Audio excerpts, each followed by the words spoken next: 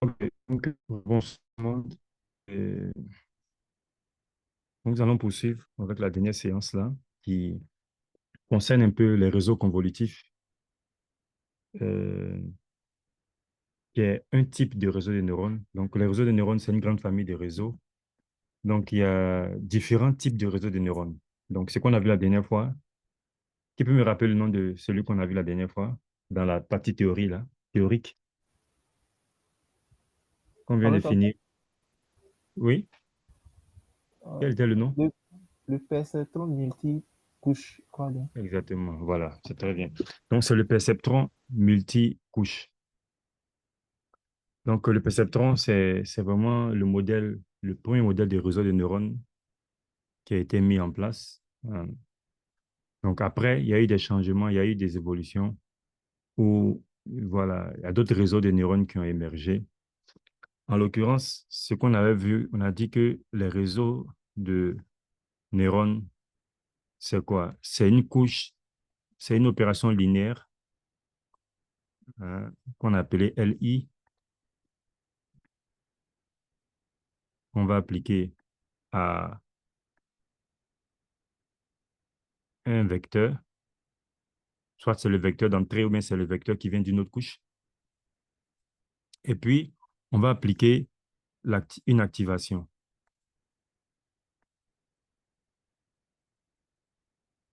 à cela. Donc, c'est ça, c'est la composée. Donc, c'est ça une couche.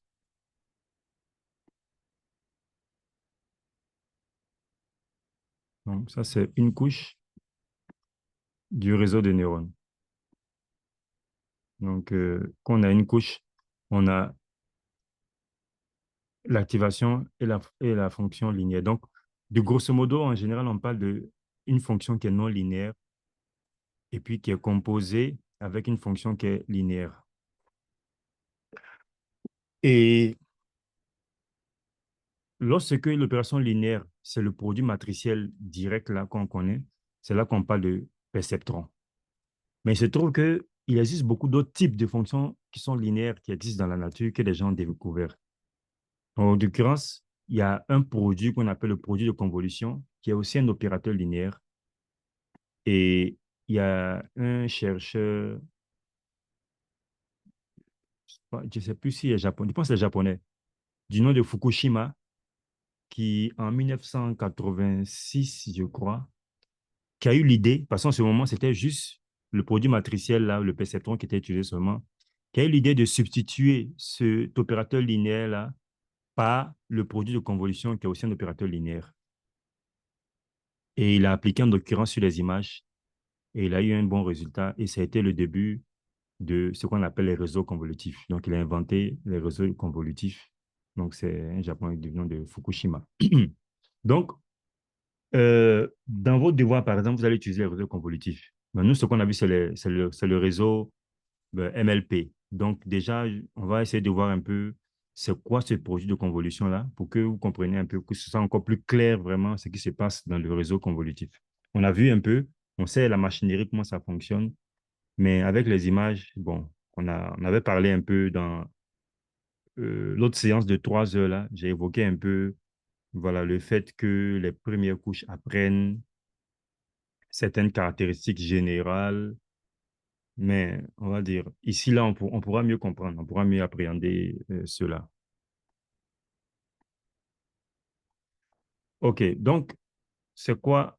Donc, ici, voilà, donc on prend l'opération de convolution, comme je l'ai dit. Le premier, ça, c'est euh, l'agenda. Et puis, on va voir les réseaux convolutifs. Et puis, on va parler un peu des problèmes d'optimisation des réseaux de neurones et voir un peu quelques tentatives de solutions. Bon, ça, on va pas voir cette partie-là parce qu'on n'a pas encore fini le devoir. Donc, ça sera pas vu. OK, donc voici voilà, le produit de convolution. Donc, mathématiquement parlant, c'est une opération. Voilà. Donc, on parle de produit de convolution. En fait, le signe qui est utilisé, c'est l'étoile là, pour le signifier. Donc, vous pouvez voir dans différents documents mathématiques. C'est vraiment une opération qui est connue, quoi, qui est bien connue avec beaucoup de références. Elle vient en l'occurrence du domaine de la théorie des signaux. Donc, c'est là-bas ils ont inventé ça, notamment transformer de Fourier, tout ça, ça va ensemble avec ça. Donc, on a une fonction f et une fonction g. On parle de produit de convolution de f, g, ça donne une autre fonction. Donc, le produit de convolution donne une autre fonction qui est définie par l'intégrale sur un domaine D de f de x, g fois t moins x. Donc, on a un peu une sorte de décalage entre x et puis t moins x. Et justement, le x va varier en fait dans le domaine D. Et le t, il est figé. Donc, le t qui est ici, c'est lui qui se trouve là. Voilà. Donc, voilà un peu comment elle est définie. Donc, quelques propriétés intéressantes, c'est qu'elle est linéaire, hein. Donc, c'est ça le plus important. C'est un opérateur, c'est une opération qui est linéaire. Et elle est aussi commutative aussi. Ça veut dire que f convolu avec g, c'est égal aussi à g convolu avec f. On a une égalité entre les deux. Et puis, bon, elle est égale au produit, à un produit simple dans l'espace fréquentiel. Bon, pour ceux qui ont fait un peu la théorie des signaux, ils savent que voilà, la transformée de Fourier, c'est quelque chose de très important, hein. Donc, les images que nous envoyons en JPEG et autres, donc les JPEG, ça utilise la transformée de Fourier, en fait. Donc, ce sont les coefficients de Fourier qui sont sauvegardés dans le fichier. Et quand vous ouvrez, ben, ce sont les coefficients qui sont utilisés. Et puis, la transformée inverse de Fourier est appliquée pour restaurer l'image. Donc, c'est un moyen de compression qui est bien voilà, qui est utilisé. Juste, les coefficients là sont les plus importants et après, donc voilà, c'est quelque chose qui est très, très utilisé quoi, dans tout ce qui est télécommunication. Donc, quand on transforme, on fait la transformation de Fourier d'une fonction, on parle d'espace temporel et puis espace fréquentiel. Donc, dans l'espace fréquentiel là, on a cette égalité là. Donc, la transformée de Fourier du produit de convolution de deux fonctions, c'est égal au produit des transformés de Fourier appliqués à chacune des fonctions. Donc, c'est un truc assez intéressant. Bon, après, voilà, ça, c'est un peu théorie des signaux, mais c'est juste pour rappeler un peu ces propriétés-là qui sont intéressantes, qui ont été déjà étudiées en long et en large dans la théorie des signaux. Donc, maintenant, ça, c'est l'espace continu, hein. Et comme vous savez, l'intégrale, ça signifie une somme, hein. Intégrale et puis somme, c'est la même chose, hein. C'est juste qu'on fait la somme dans un espace qui est continu. Euh, Donc, c'est ça la différence. L'autre somme, c'est une somme discrète. Un, 2, 3. Alors que là, on va sommer de 1, 1,2. On somme tout ce qu'il y a entre 0 et 1. Donc, c'est ça l'intégrale, le calcul intégral ou bien la somme intégrale. OK, maintenant, dans le cas de notre cas, c'est les images. Les images, ce sont des matrices avant tout. Donc, les pixels, un tableau de pixels, c'est une matrice. Donc, comment ça s'applique dans le cas des images? Donc, c'est ce qu'on a ici, que j'ai mis là. Donc, on a une image convolue avec ce qu'on appelle un noyau, ou bien vous allez voir le terme kernel. Donc, kernel. Donc, sur le kernel, c'est comme on parle de fenêtre glissante, où euh, on a l'image qui est là, donc le coefficient des sommes, hein, sur un domaine donné. Bon, peut-être si ça vous paraît un peu trop compliqué, juste regardons avec l'exemple ici, hein, parce que ça, c'est juste la matérialisation, en fait, mathématique de ce qui est ici. Donc, voici ce qu'on a, voilà le noyau ici, et voilà l'image ici. Donc, on suppose que ça, c'est une image 3 fois 3, le noyau, c'est 2 fois 2. Donc, le produit de conversion, qu'est-ce qu'il dit? Il dit que tu prends ça et tu le suspends en cette zone-là où j'ai mis en bleu-bleu. Et tu fais le produit élément par élément. Donc, on fait 0 fois 0 plus 1 fois 1 plus 2 fois 3 plus 3 fois 4. Donc, ce qu'il vient de faire là comme ça, c'est ce qu'on a écrit ici. Image de I moins K, J moins K fois le noyau de K, L, hein. Et on fait varier K allant de 0 jusqu'à H moins 1, L variant de 0 à W moins 1. Donc, cette variation K moins L, c'est pour dire qu'on a ici d'abord. Après, on va bouger pour aller sur la deuxième partie. Euh, on va bouger pour venir sur cette deuxième partie-là. Après, on va bouger pour aller vers cette partie ici. Après, on va bouger pour venir sur le dernier cadran ici. Donc, ce mouvement-là, où on parle de cette fenêtre qui est là, elle va glisser pour parcourir l'image. C'est ça qui se symbolise par ces sommes-là, hein. Donc, c'est ça, euh, on va varier. Donc, la première somme, en fait, bon, pour être plus clair, la première somme, elle, c'est pour faire la somme des produits élément par élément, hein. Donc, c'est ça, c'est qu'elle a la somme des produits élément par élément qu'on vient de faire ici. Et le résultat, on le met ici. Donc, la première position, quand je mets dans la première position, bon, ça commence à devenir un peu... Bon, supposons que je mets ici en vert, la première position. Quand on va être ici, on a dit quoi? 0 fois 0 plus 1 fois 1, ça fait déjà 1. Plus 2 fois 3, ça fait 6. 6 plus 1, ça fait 7 déjà. Et 3 fois 4, ça fait 12. 12 plus 7, ça fait 19. Donc, on aura 19 ici. Est-ce que vous voyez Oui, le docteur. pivot? Vous Ouais. voyez pas. Donc, ensuite, ben, on va bouger sur la prochaine position. Donc, ce mouvement qu'on va faire maintenant sur la prochaine position, là, c'est ça, le cas qui est ici. C'est lui qui se manifeste par ça, la nouvelle position. Voilà, donc on va bouger là. Et ensuite, on va faire encore la somme des produits sur la seconde partie avec le même noyau. C'est ça, c'est le qu'on appelle le noyau. Donc, celui va se superposer sur la zone et puis on va multiplier les éléments, élément par élément encore. Donc, ici, vous demandera combien ici, en répétant la même opération. Vous me dites combien on aura. On aura 0 plus 2 plus 8, ça fait 10, plus 15, ça fait 25, je crois. Je ne me Voilà. trompe pas. Donc, c'est ça. On aura 25 ici. Donc, c'est ça, on fait ainsi de suite pour couvrir tout. Donc, c'est ça le produit de convolution. Donc, dans les images là qu'on a vues là, donc c'est cette opération-là qui est faite en fait sur les images. Et ce qu'on obtient comme résultat ici, c'est ça en fait, on va dire, l'image transformée qui est là. Et c'est ça, on va appliquer maintenant le ReLU sur ça maintenant.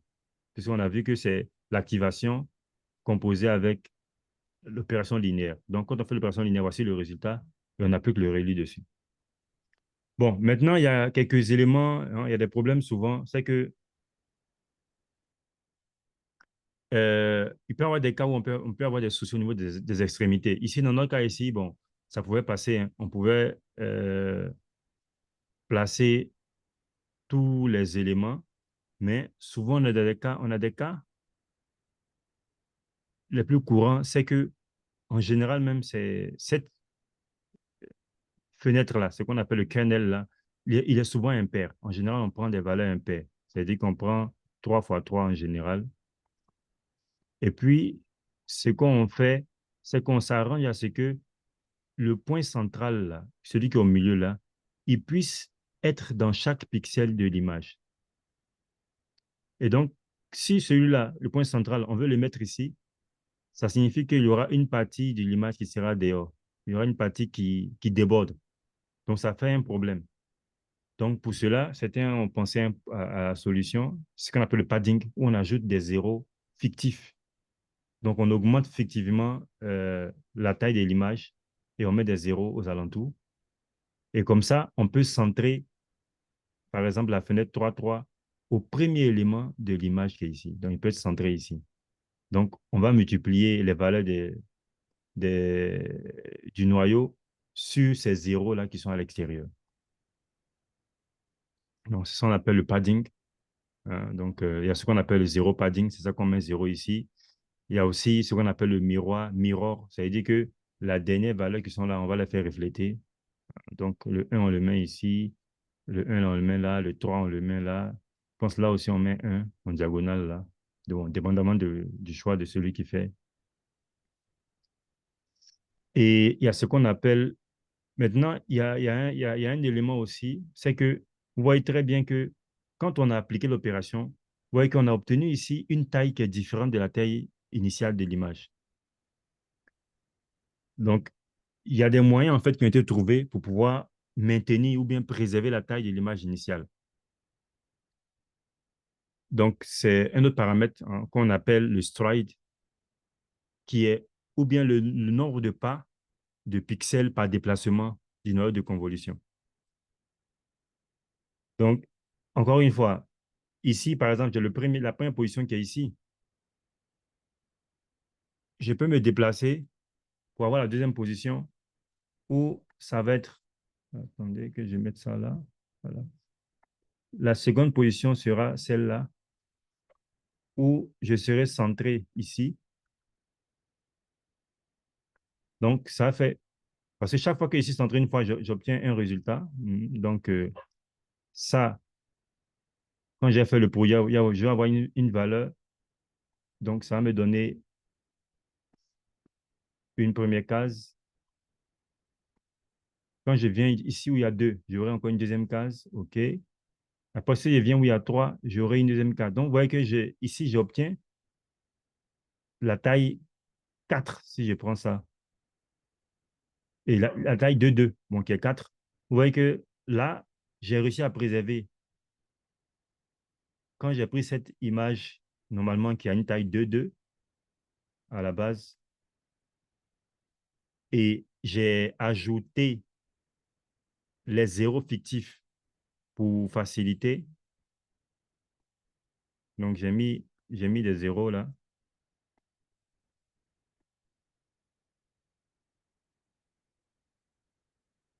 Et maintenant, le fait que je suis centré chaque pixel, donc je peux faire une première opération ici, la première somme des produits, une seconde somme des produits, une troisième somme des produits, une quatrième somme des produits. Donc, j'aurai ici en sortie une taille de 2 qui est la même taille que la taille initiale. Alors que l'autre côté de l'exemple qu'on avait vu, on avait combien? On avait 3 3 et puis finalement, on s'est retrouvé avec 2 2. Donc, avec ce stride-là, l'idée ici du stride, c'est de pouvoir préserver la taille en sortie, ou bien, si on veut, volontairement aussi diminuer. Donc, ce qu'on fait, c'est quoi? C'est que par défaut, regardez bien, j'étais bien ici à la première position 1 ici, et je suis passé à la position 2 ici. Euh, Attendez, peut-être que l'image n'est pas trop grande pour que vous puissiez voir. Euh,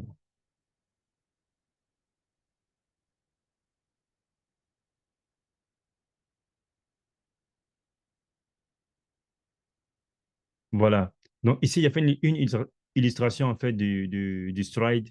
C'est que vous voyez que l'image, il faut dire que ça, c'est une image. Hein. L'image initiale, elle est de taille 4 x 4. Donc, je suppose que la première position, c'est ça. Tout ce qui est en bleu, c'est une position.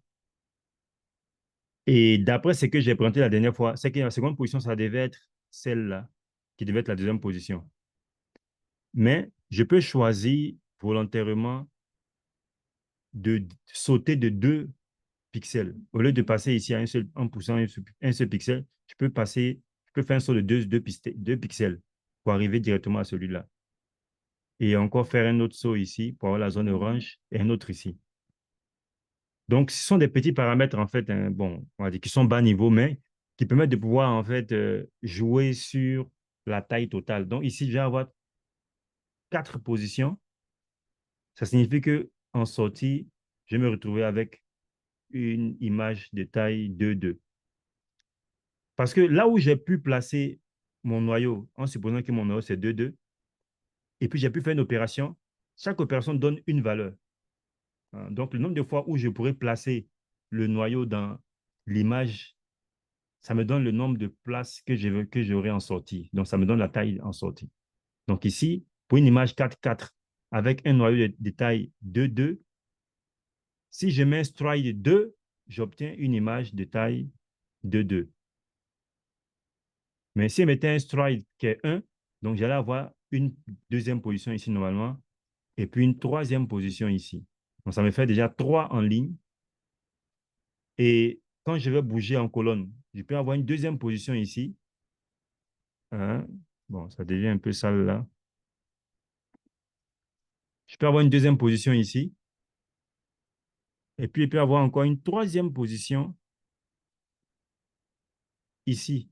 Donc, je peux avoir encore trois en colonne, trois déplacements possibles en colonne et puis trois en ligne. Donc, ça me donne une matrice de taille 3 3 en sortie.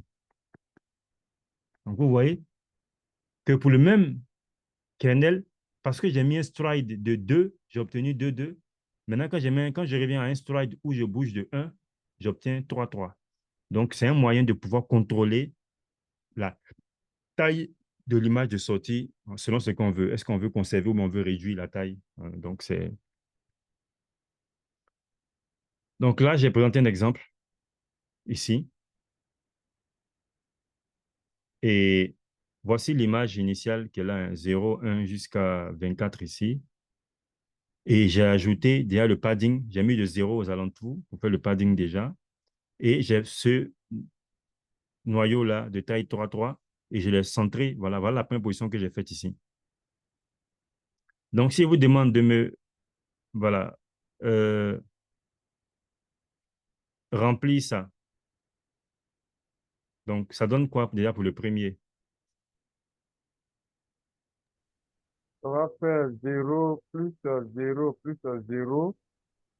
On va trouver 4 plus 30, ça fait 34. 34 plus 42. 36, 76. Voilà, 76. Mhm. Les autres, est-ce que vous suivez? Oui, docteur, nous suivons. J'ai l'impression qu'il y a Docteur, vous avez seulement écrit quelques... 72, hein, il y a dit 76. Attendez. C'est 42 ici d'abord, plus 30.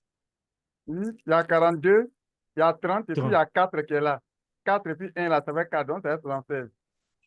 Ah, OK. Ouais. Euh,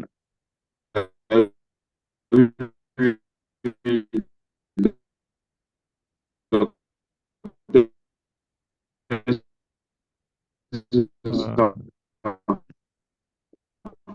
moi, j'ai du mal à entendre Adam Traoré. Vous l'entendez? Moi, tout est entrecoupé là. Oui, c'est Docteur, mon entrecoupé. niveau également. Adama, ça va maintenant? Ouais, c'est un problème de connexion. Ouais, je pense que... Enfin, si tu n'arrives pas, il faut Il n'y a pas de écrire souci, dans le... docteur. C'était au niveau du calcul, là. Voilà. Comme il a Oui, dit oui. que ça faisait 78 ans, c'était pour confirmer que c'est ça. Non, 76. Ah, OK. 76. Mhm. Voilà. Les OK. partialités. On a longuement parlé dans la première partie de cette émission, le retrait du PDCI Arbial, les excès Euh, marqués, les points forts développés au cours de ce meeting. On va en parler. Est-ce que les autres vont arriver à suivre? Attends, je vais te demander un peu parce que Oui, ça, c'est une docteur, moi, remarque ça que va, j'ai mon faite. niveau. Les dames, je ne les entends pas du tout. Je ne sais pas si elles nous suivent. Euh,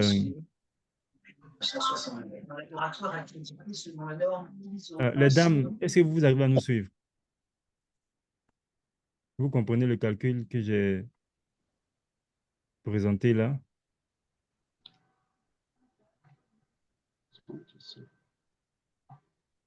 Euh, quelles sont les dames qui sont là même? Je ne sais même plus qui. Il y a Je Goli vois qui qu'il est là. y Ah, a- et c'est Goli.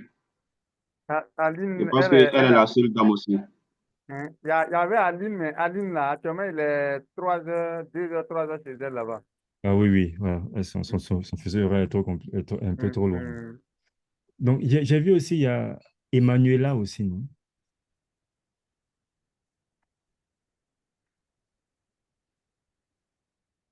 Bon, si vous ne comprenez pas, il faut vraiment l'arrêter hein, parce que bon, on veut que quand même tout le monde puisse tirer quelque chose.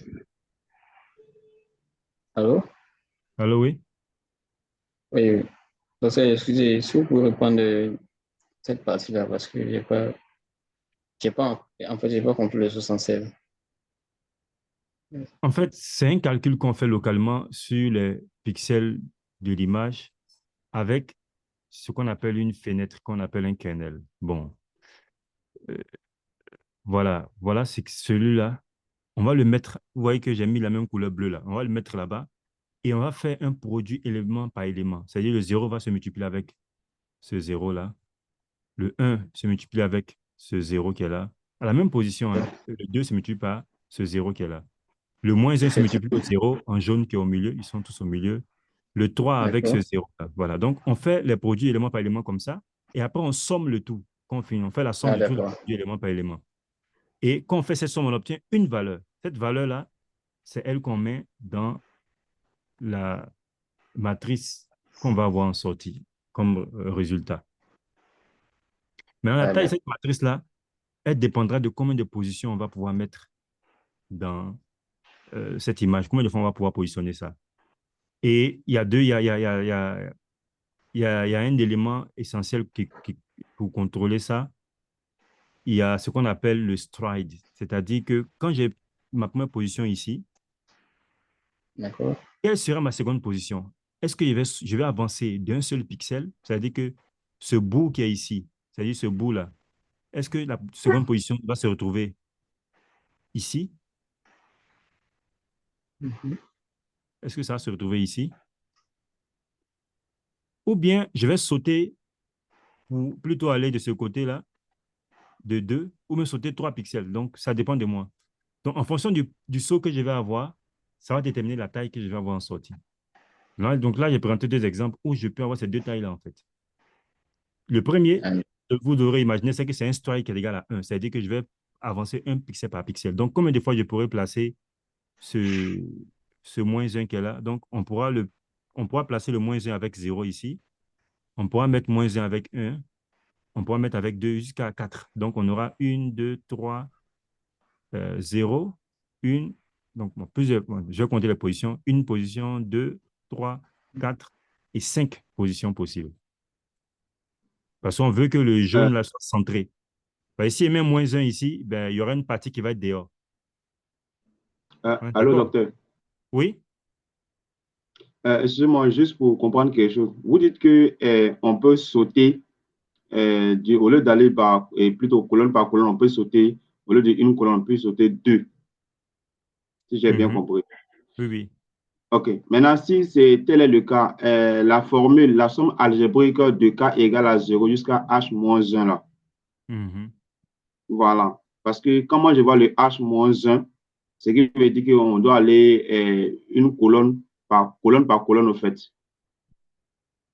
Mhm, mhm. Effectivement. Donc, ce qui veut dire que cette partie-là, là où il y a le 1, elle n'est pas considérée. Ou bien, c'est nous, on va modifier, au lieu de h-1, on va mettre h-2. Ah oui, c'est une bonne réponse. Et c'est une bonne remarque, effectivement. C'est vrai. En fait, cette formule-là, elle est adaptée pour le cas où le stride est égal à 1. C'est-à-dire qu'on bouge d'un pixel à chaque Voilà. instant. Mais si euh, on devait bouger de 2 pixels, par exemple, là, on allait euh, ajouter, en fait, dans la somme ici, on allait faire une somme, mais les Le éléments h-1. vont sauter. Tu m'as entendu? Et la formule de h-1, on allait faire plutôt le h-2 au lieu de h-1. Voilà, bon, c'est-à-dire on allait sauter, voilà, deux éléments en fait. Donc, normalement, dans la somme ici, lorsqu'on a fait la somme, au lieu de prendre les uns après les autres, on allait prendre les éléments deux à deux. Donc, bon, c'est ce qu'on peut arranger, hein, c'est un truc de formule. Peut-être on peut utiliser un 2 avec un autre cas ici. Et puis, comme ça fait que ça saute les éléments deux par deux. D'accord, docteur. OK. Docteur, s'il vous plaît, il y a une question aussi. Oui. Ouais. Dans ce genre d'exercice-là, au cas où le stride est, Mhm, pour notre exemple par exemple, au mhm, cas où le stride est 3, est-ce qu'on peut mhm. l'utiliser? Est-ce qu'à la fin, on perd de l'information? Parce que je vois que quand c'est 3, on ne prend pas en compte toutes les colonnes. Est-ce que on perd de l'information ou bien ça peut toujours faire ressortir toute l'information? Quand on prend ici, par exemple, le stride 3, puisqu'on Très bonne n'arrive pas question. à tomber au bout. C'est une très bonne question. Effectivement, en fait, le stride là, ça peut faire qu'on peut perdre certaines informations si c'est trop grand. ben, on risque de perdre quelque chose. Après, si vous voyez bien par défaut, quand on met le 3 est égal à 1, il y a une certaine redondance aussi qui est là aussi. Vous pouvez remarquer, c'est que on était dans la première position ici. On a calculé avec les pixels qui sont là. Et quand on va passer à la seconde position, on aura encore une partie. Il y aura un chevauchement entre les positions. Donc, ça fait que sûrement, il y a une certaine redondance qui se fait avec un stride égal à 1. Bon, après, l'effet final sur l'image, on va dire, puisque là, on est en train de voir un pixel par pixel, hein. Après une image, tu vois, vous voyez que c'est 200 pixels, 300 pixels. Donc, on va dire, l'effet qu'on voit de façon macroscopique n'est pas si, voilà, si important. Voilà. C'est pas si important que ça. Euh, attendez, j'avais un site web là. Je ne sais pas si je peux le retrouver là.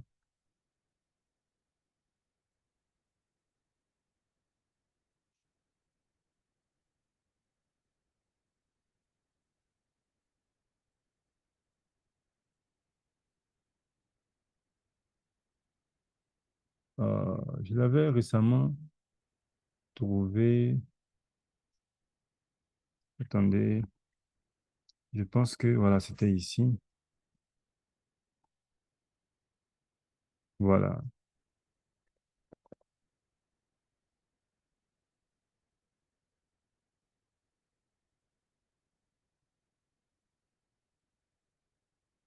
Donc, quelqu'un a réussi à faire une application où on peut voir directement comment ces opérations de convolution-là impactent une image directement. Selon les valeurs qu'on met, on peut avoir un résultat. Vous voyez? Est-ce que vous voyez Oui, nous voyons le l'image, docteur. site? Voilà. Donc, voici une image qui est là. Si vous reculez un peu, vous allez voir qu'on sent que c'est le visage d'une personne avec le nez qui est là, la bouche qui est là. Mais seulement que les pixels sont zoomés. Et à gauche, pendant que je bouge à droite, là, vous voyez le rectangle rouge là. À Oui, gauche, en oui. même temps, c'est le tableau des pixels, en fait. Donc, nous, voilà ce que nous, on voit. Mais la machine, la machine voit ce qui est à gauche. Des nombres qui sont juste dans, voilà, un tableau de nombres. Donc, c'est la valeur des pixels que vous voyez à gauche. Donc, ici, vous voyez que c'est une valeur qui est un peu noire. Donc, en général, les valeurs sont comprises entre 0 et 255. Plus on est proche de 0, plus c'est noir. Plus on est proche de 255, plus c'est blanc. Donc, vous voyez qu'ici, par exemple, on est à 191, je pense, parce que c'est du gris qui est envers du blanc. Et là, au niveau de l'œil, là, on est à 53. Vous voyez qu'on est plus proche de 0. Donc, qu'est-ce qu'il fait? Il présente ici l'application d'un noyau, voilà, de taille 3,3. Donc, il nous permet de pouvoir choisir des valeurs ici. Donc, voilà des valeurs qui sont là. -1 ici, -1, -1, -1. Et il y en a 5 au milieu. Et on a 0, les autres. Et ici, il présente le calcul. Donc, la position que vous voyez à gauche là, vous voyez que le pixel est centré en la partie qui est toute noire. Et ce que vous voyez au milieu, ici, c'est le pixel et puis qui est multiplié en fait, comme je vous ai dit, avec les valeurs qui sont dans le noyau, le kernel là. Donc, le -1 multiplie cette valeur qui est là. Le 0, comme vous voyez, ça se multiplie avec cette valeur-là. Le 0 aussi, cette valeur. Le 5, donc c'est la même chose que je vous ai présenté là. Donc, ici, il a réussi à faire une application où on voit ça en même temps. Et à droite, c'est le résultat qu'on obtient. Donc, vous voyez que le résultat qu'on obtient est pratiquement la même chose, mais sauf que on a les bords qui sont bien sortis. C'est-à-dire, on voit la délimitation du visage. Et justement, c'est ça l'intérêt de ces genres d'opérations. C'est que ça peut permettre de calculer ce qu'on appelle la dérivée d'une image. Et la dérivée, au fond, c'est quoi? C'est la différence ou bien la variation. Donc, calculer la variation dans une image, ça fait qu'on réussit à avoir un peu ce qu'on appelle les formes. C'est-à-dire, si vous regardez le visage de la personne, cette partie-là, c'est une partie qui est homogène. Donc, la dérivée est censée ne pas avoir une valeur assez importante puisque la variation n'est pas trop grande. Mais si on fait la transition entre les cheveux et puis le front, vous voyez qu'il y a un changement brusque. Donc, la transition, elle est importante, ce qui signifie que la variation sera importante. Et là, justement, on voit que, ben, vous voyez une valeur noire, blanche qui est là, c'est-à-dire que la valeur est maximale. et juste en haut, on n'a que du noir. Donc, ça permet de pouvoir augmenter vraiment, comment dirais-je, on va dire, les frontières. Donc, il y a différents types de kernels, hein. Donc, il y a certains, il y a des... Attendez, je vais prendre celui-là. Il y a un qui s'appelle Sobel. Voilà. Lui, il permet de pouvoir détecter ce qu'on appelle le contour. Mais le contour, attendez.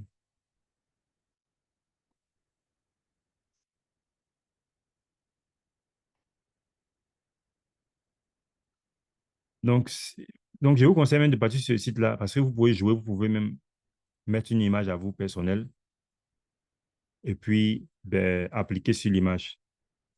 Donc, et là, il vous donne la possibilité de pouvoir mettre des valeurs que vous voulez vous-même, hein, pour voir quel est l'impact sur l'image.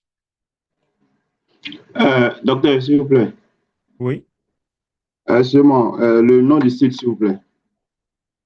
bon, vraiment, attendez, j'ai coupé Ben, je ça ne dans sais le pas si site. vous allez mettre ça dans le chat là-bas. Voilà.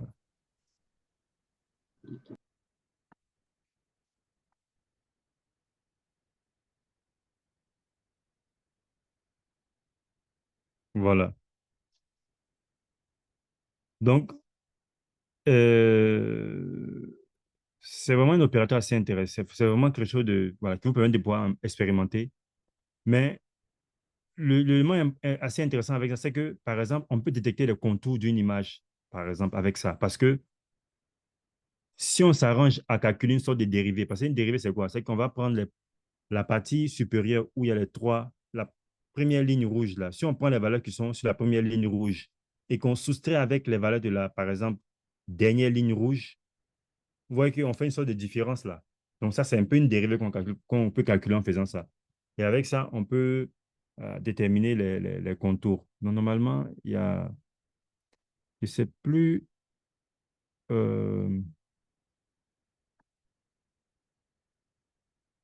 Outline, c'est pas le bon. Bon, plutôt, passons ici. Ici, voilà une image qui était là. Je ne sais pas c'est quelle image. Attendez, je vais mettre identité. Voilà, voilà l'image initiale qui est là. Identité, ça veut dire que c'est la même image qu'on va représenter. Vous voyez, maintenant, euh, on va appliquer, par exemple, Sobel qui est là. Voilà les valeurs, ce qu'on appelle le Sobel, le filtre de Sobel à droite. Donc, au fond, qu'est-ce qui s'est passé? C'est que les valeurs qui seront à droite vont être multipliées avec ces coefficients. Ceux qui sont à zéro vont devenir, ceux qui sont au milieu vont être zéro.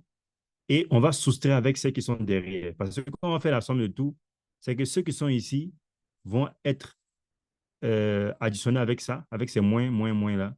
Et vous voyez qu'il y a un parallélisme entre les deux, mais sauf qu'on a un moins.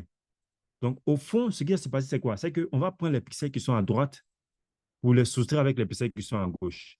Donc, autrement dit, c'est comment les valeurs des pixels ont varié de cette position à cette position. En fait, c'est une dérivée qu'elle a, en fait. C'est une manière de faire une dérivée locale dans une zone. Dans une zone précise, vous faites une dérivée locale. Donc, avec ça, en fait, on peut détecter en fait comment les choses évoluent et ça nous permet de pouvoir, par exemple, trouver le contour. Vous voyez? Donc, quand vous voyez du tout noir, ça veut dire que la zone là, elle est homogène. Ça veut dire que les valeurs qui sont ici sont les mêmes que les valeurs qui sont là-bas. Donc, si on fait la soustraction, ça donne 0. Parce que si elle fait 1 fois, supposons que c'est 10. On a 10 ici et puis on a 10 là-bas. Donc, ça fait 10 plus 10 moins 10. Si ici il y avait 20, 20 fois 2, ça fait 40. 40 moins 40, ça fait 0 encore. Pareillement. Donc, j'aurai 0. Et donc, quand il y a 0, c'est tout noir. Donc, partout où vous voyez que c'est noir, ça signifie que la zone, elle est homogène. Les valeurs des pixels sont à peu près les mêmes. Mais là où ça change, c'est qu'il y a un changement de choses. Et vous pouvez voir, si je mets l'identité pour revenir à l'image initiale, vous voyez que la zone qui est là, par exemple, elle est homogène. Mais de là à là, c'est plus homogène. Donc, il y a une sorte de contour, en fait, qui est là. Et ça peut permettre de pouvoir dessiner un objet. Vous pouvez voir en fait quelque chose qui dessine l'objet, mais alors qu'on ne sait pas un dessin qui a été fait à la main. C'est juste qu'avec ces filtres-là, on est capable de pouvoir retrouver ces éléments-là. Donc, voilà, par exemple.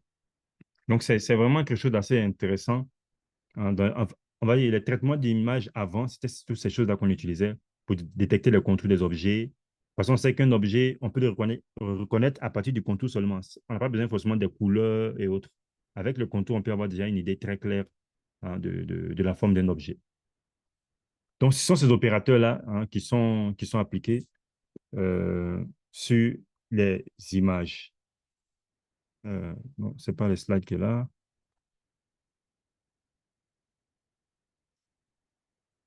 Voilà. Bon, je pense que je vais accélérer un peu ici parce qu'il reste encore beaucoup d'éléments à voir. Je ne vais pas trop m'attarder sur les détails techniques et les têtes de calcul là. Bon, là, voici la formule, comment on fait pour pouvoir trouver la taille de sortie, sachant la taille d'entrée. Ça, c'est le padding là, le nombre de zéros qu'on met. Voici le stride qui est là. Bon, vraiment, vous allez lire ça après à tête reposée. Voilà. Donc là, pour vous montrer un peu les réseaux convolutifs, comment ils fonctionnent.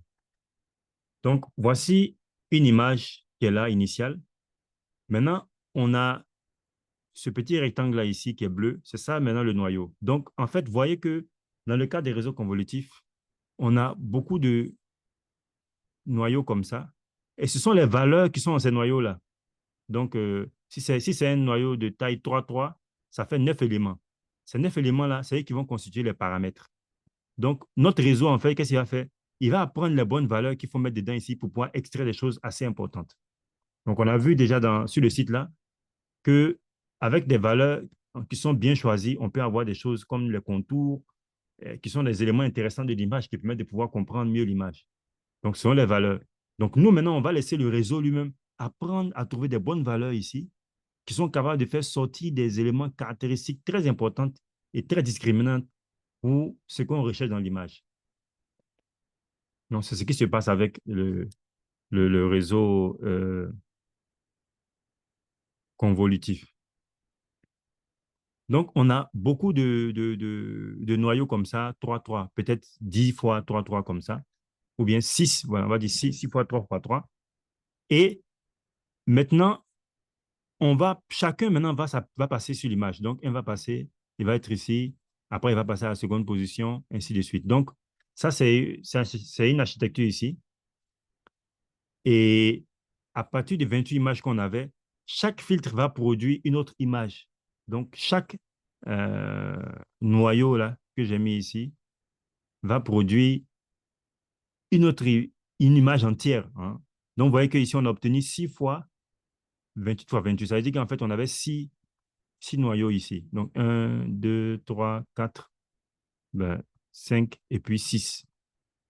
Donc, ce qu'on a vu tout à l'heure là, ça, c'est juste qu'on a appliqué un seul. Hein. Vous voyez que c'est un seul qu'on a appliqué et puis on a obtenu toute une image après en sortie. Donc, si on applique 3 différents, chacun va donner une image. Donc, 3 filtres vont produire 3 images derrière. Donc, c'est le même principe qui est là. Donc, cette image de 28 fois 28, on a appliqué ici un filtre. Ce qu'on peut voir ici, c'est que vous voyez que la taille est restée à 28. Ça signifie qu'on a appliqué un filtre de sorte que la taille va être conservée.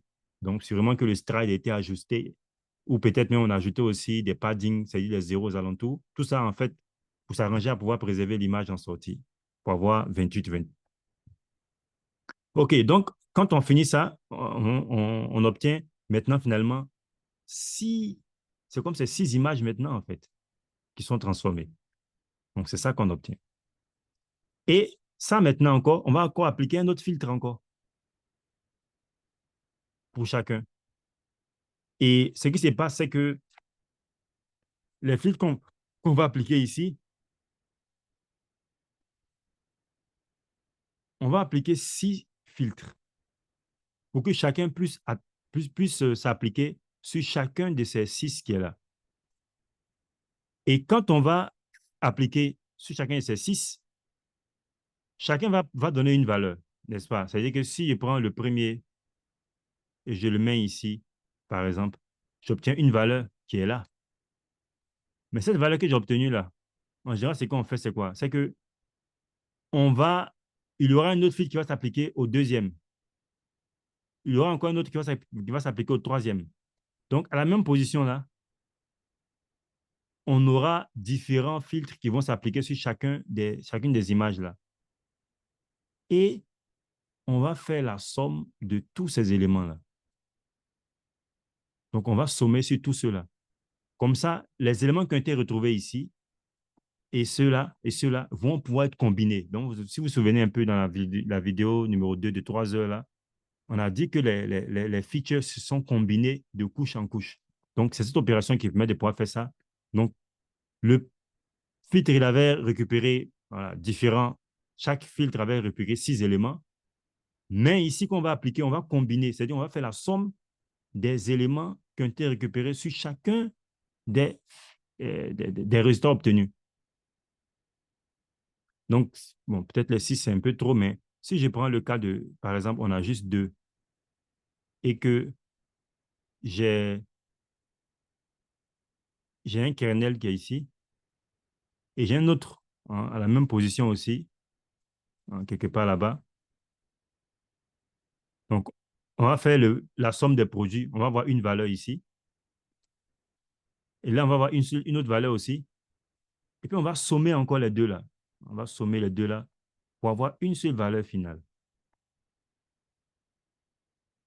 Vous voyez. Donc, celui-là, en fait, il est la résultante de l'information qui était ici et l'information qui était là-bas. Donc, on va faire comme ça pour tout. Donc, ici, les 6 qui sont là, ils vont être sommés. Donc, on va appliquer des filtres comme on a vu pour créer d'autres images, mais après, on va sommer encore les éléments. Donc, on le fait comme ça plusieurs fois, 6 fois. Et on a encore d'autres features. Donc, ici, par exemple, vous voyez qu'on était à 28 fois 28 et là, on s'est retrouvé à 14 fois 14.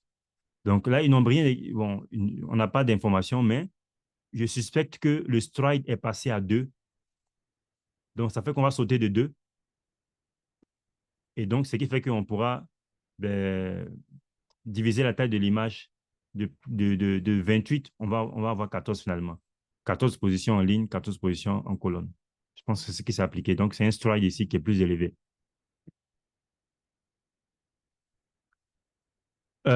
Après, il y a ce qu'on appelle le pooling. Donc là, c'est vraiment ce qui se passe dans vos réseaux de traitement d'images là. Hein. Moi, il y a besoin de ça. Pour voir.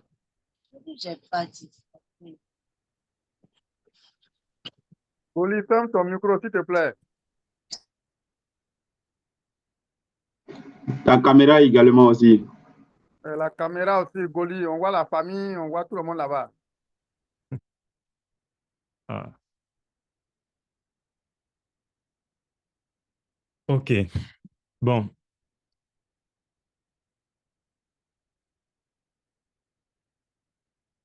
Donc, c'est bon là. Je ne sais pas si vous arrivez à suivre hein, ou même vous êtes fatigué peut-être, je ne sais pas. Bon, tout le monde soit bien docteur. Bon, donc. Bon, en tout cas, voilà. docteur, moi, je suis un peu perdu là. Mais bon, il va me rattraper. Vas-y. Voilà.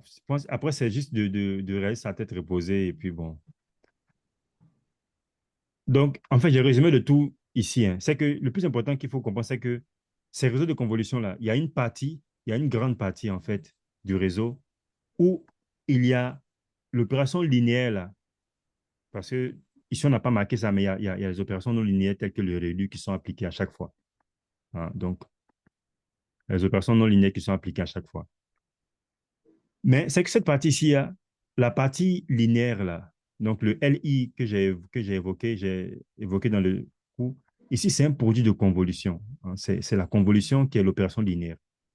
Maintenant, à la fin, on va réduire la taille jusqu'à la taille de l'élément va arriver à une taille 5 x 5. Vous voyez, la taille est devenue très petite, 5 x 5. Et après cette taille-là, ce qui se passe, c'est quoi? C'est que on fait ce qu'on appelle le flatten. Bon, c'est un peu bizarre, mais c'est que on va rendre tout ça à un vecteur colonne ou bien un vecteur ligne. C'est-à-dire qu'on va perdre l'information, la disposition spatiale. Donc, c'est ce qui est ici. Et maintenant, on va appliquer on va utiliser maintenant le MLP que vous connaissez. Parce que là, maintenant, ça sera un vecteur entier. Ce n'est plus vraiment une matrice, une grille comme une image là. Mais là, ce sera maintenant un vecteur. Et on va appliquer maintenant le MLP. C'est-à-dire le multilayer perceptron. Où la dernière couche, ce sera le nombre, va correspondre au nombre de classes qu'on veut. Ça, c'est un réseau de classification. Hein. Donc, si on veut avoir 10 classes, à la sortie, on va avoir un vecteur de taille 10. Donc, 0, on aura la taille, on aura l'indice 0 jusqu'à l'indice 9 pour avoir les 10 éléments. Et chacun va correspondre à une catégorie qu'on veut. Et il y aura une valeur. Et la valeur, là, elle va donner une sorte de probabilité, en fait, que c'est la classe associée à cet indice-là qui est la classe qui a été trouvée par le réseau. Donc, on peut avoir, par exemple, 0,5 ici. Après, on va avoir 0,1 ici. Après, on va avoir carrément 0, ainsi de suite. Et en général, on prend quel est l'index où on a le maximum. Par exemple, ici, c'est 0,5, c'est l'index 0. Donc, la catégorie qui est associée à 0, si c'était, par exemple, je sais pas moi, un chat, ben, voilà, ça va être, par exemple, le chat. Donc, c'est comme ça que ça se présente dans les réseaux. Donc, ces réseaux convolutifs-là, en fait, ils ont deux parties. Ils ont une partie où c'est le produit de convolution qui est l'opérateur linéaire, et à la fin, en général, c'est le MLP classique qui est utilisé. Donc, ce que j'ai mis ici, pour résumer, c'est qu'on a une convolution fois relu, on l'applique plusieurs fois, n fois, et on se fait suivre ça de ce qu'on appelle le pool.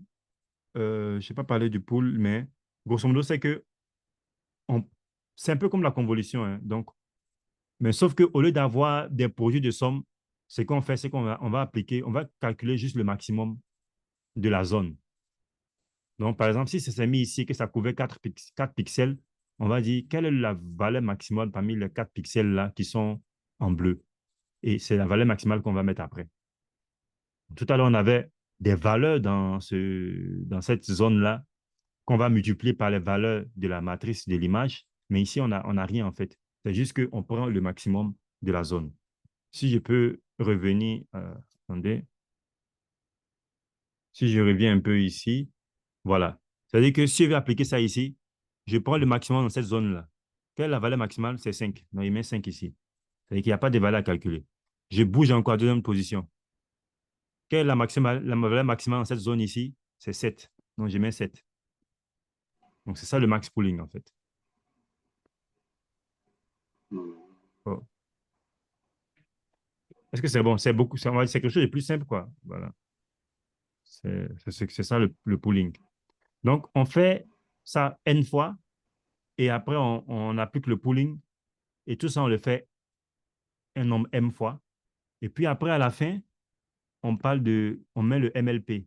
C'est ce qu'on appelle souvent fully connected layer, c'est-à-dire les couches qui sont complètement, entièrement connectées ou bien qui sont les couches denses. Donc, voilà un réseau convolutif de quoi il est composé. Une partie où c'est la convolution qui est l'opérateur linéaire et après, la dernière partie, en général, c'est le MLP classique qui est utilisé. Voilà. OK. Bon, on va dire. Là, on va laisser ça. Sinon, en général, ce que j'ai fait, c'est qu'on essaie de nous écrire le code pour pouvoir calculer euh, un produit de convolution sur une image et on écrit une fonction en général. Et puis après, on joue nous-mêmes sur les valeurs des fonctions. Donc, c'est un peu le site que j'ai présenté. Mais là, nous, on fait le code pour pouvoir calculer puis visualiser même le résultat. Donc, mais là, je pense qu'on va en passer. Ouais, Oui? mais si on peut le faire pour qu'on puisse comprendre un peu. Oh, ben, le temps est un peu Ah, restreint. là, le temps est vraiment serré, là.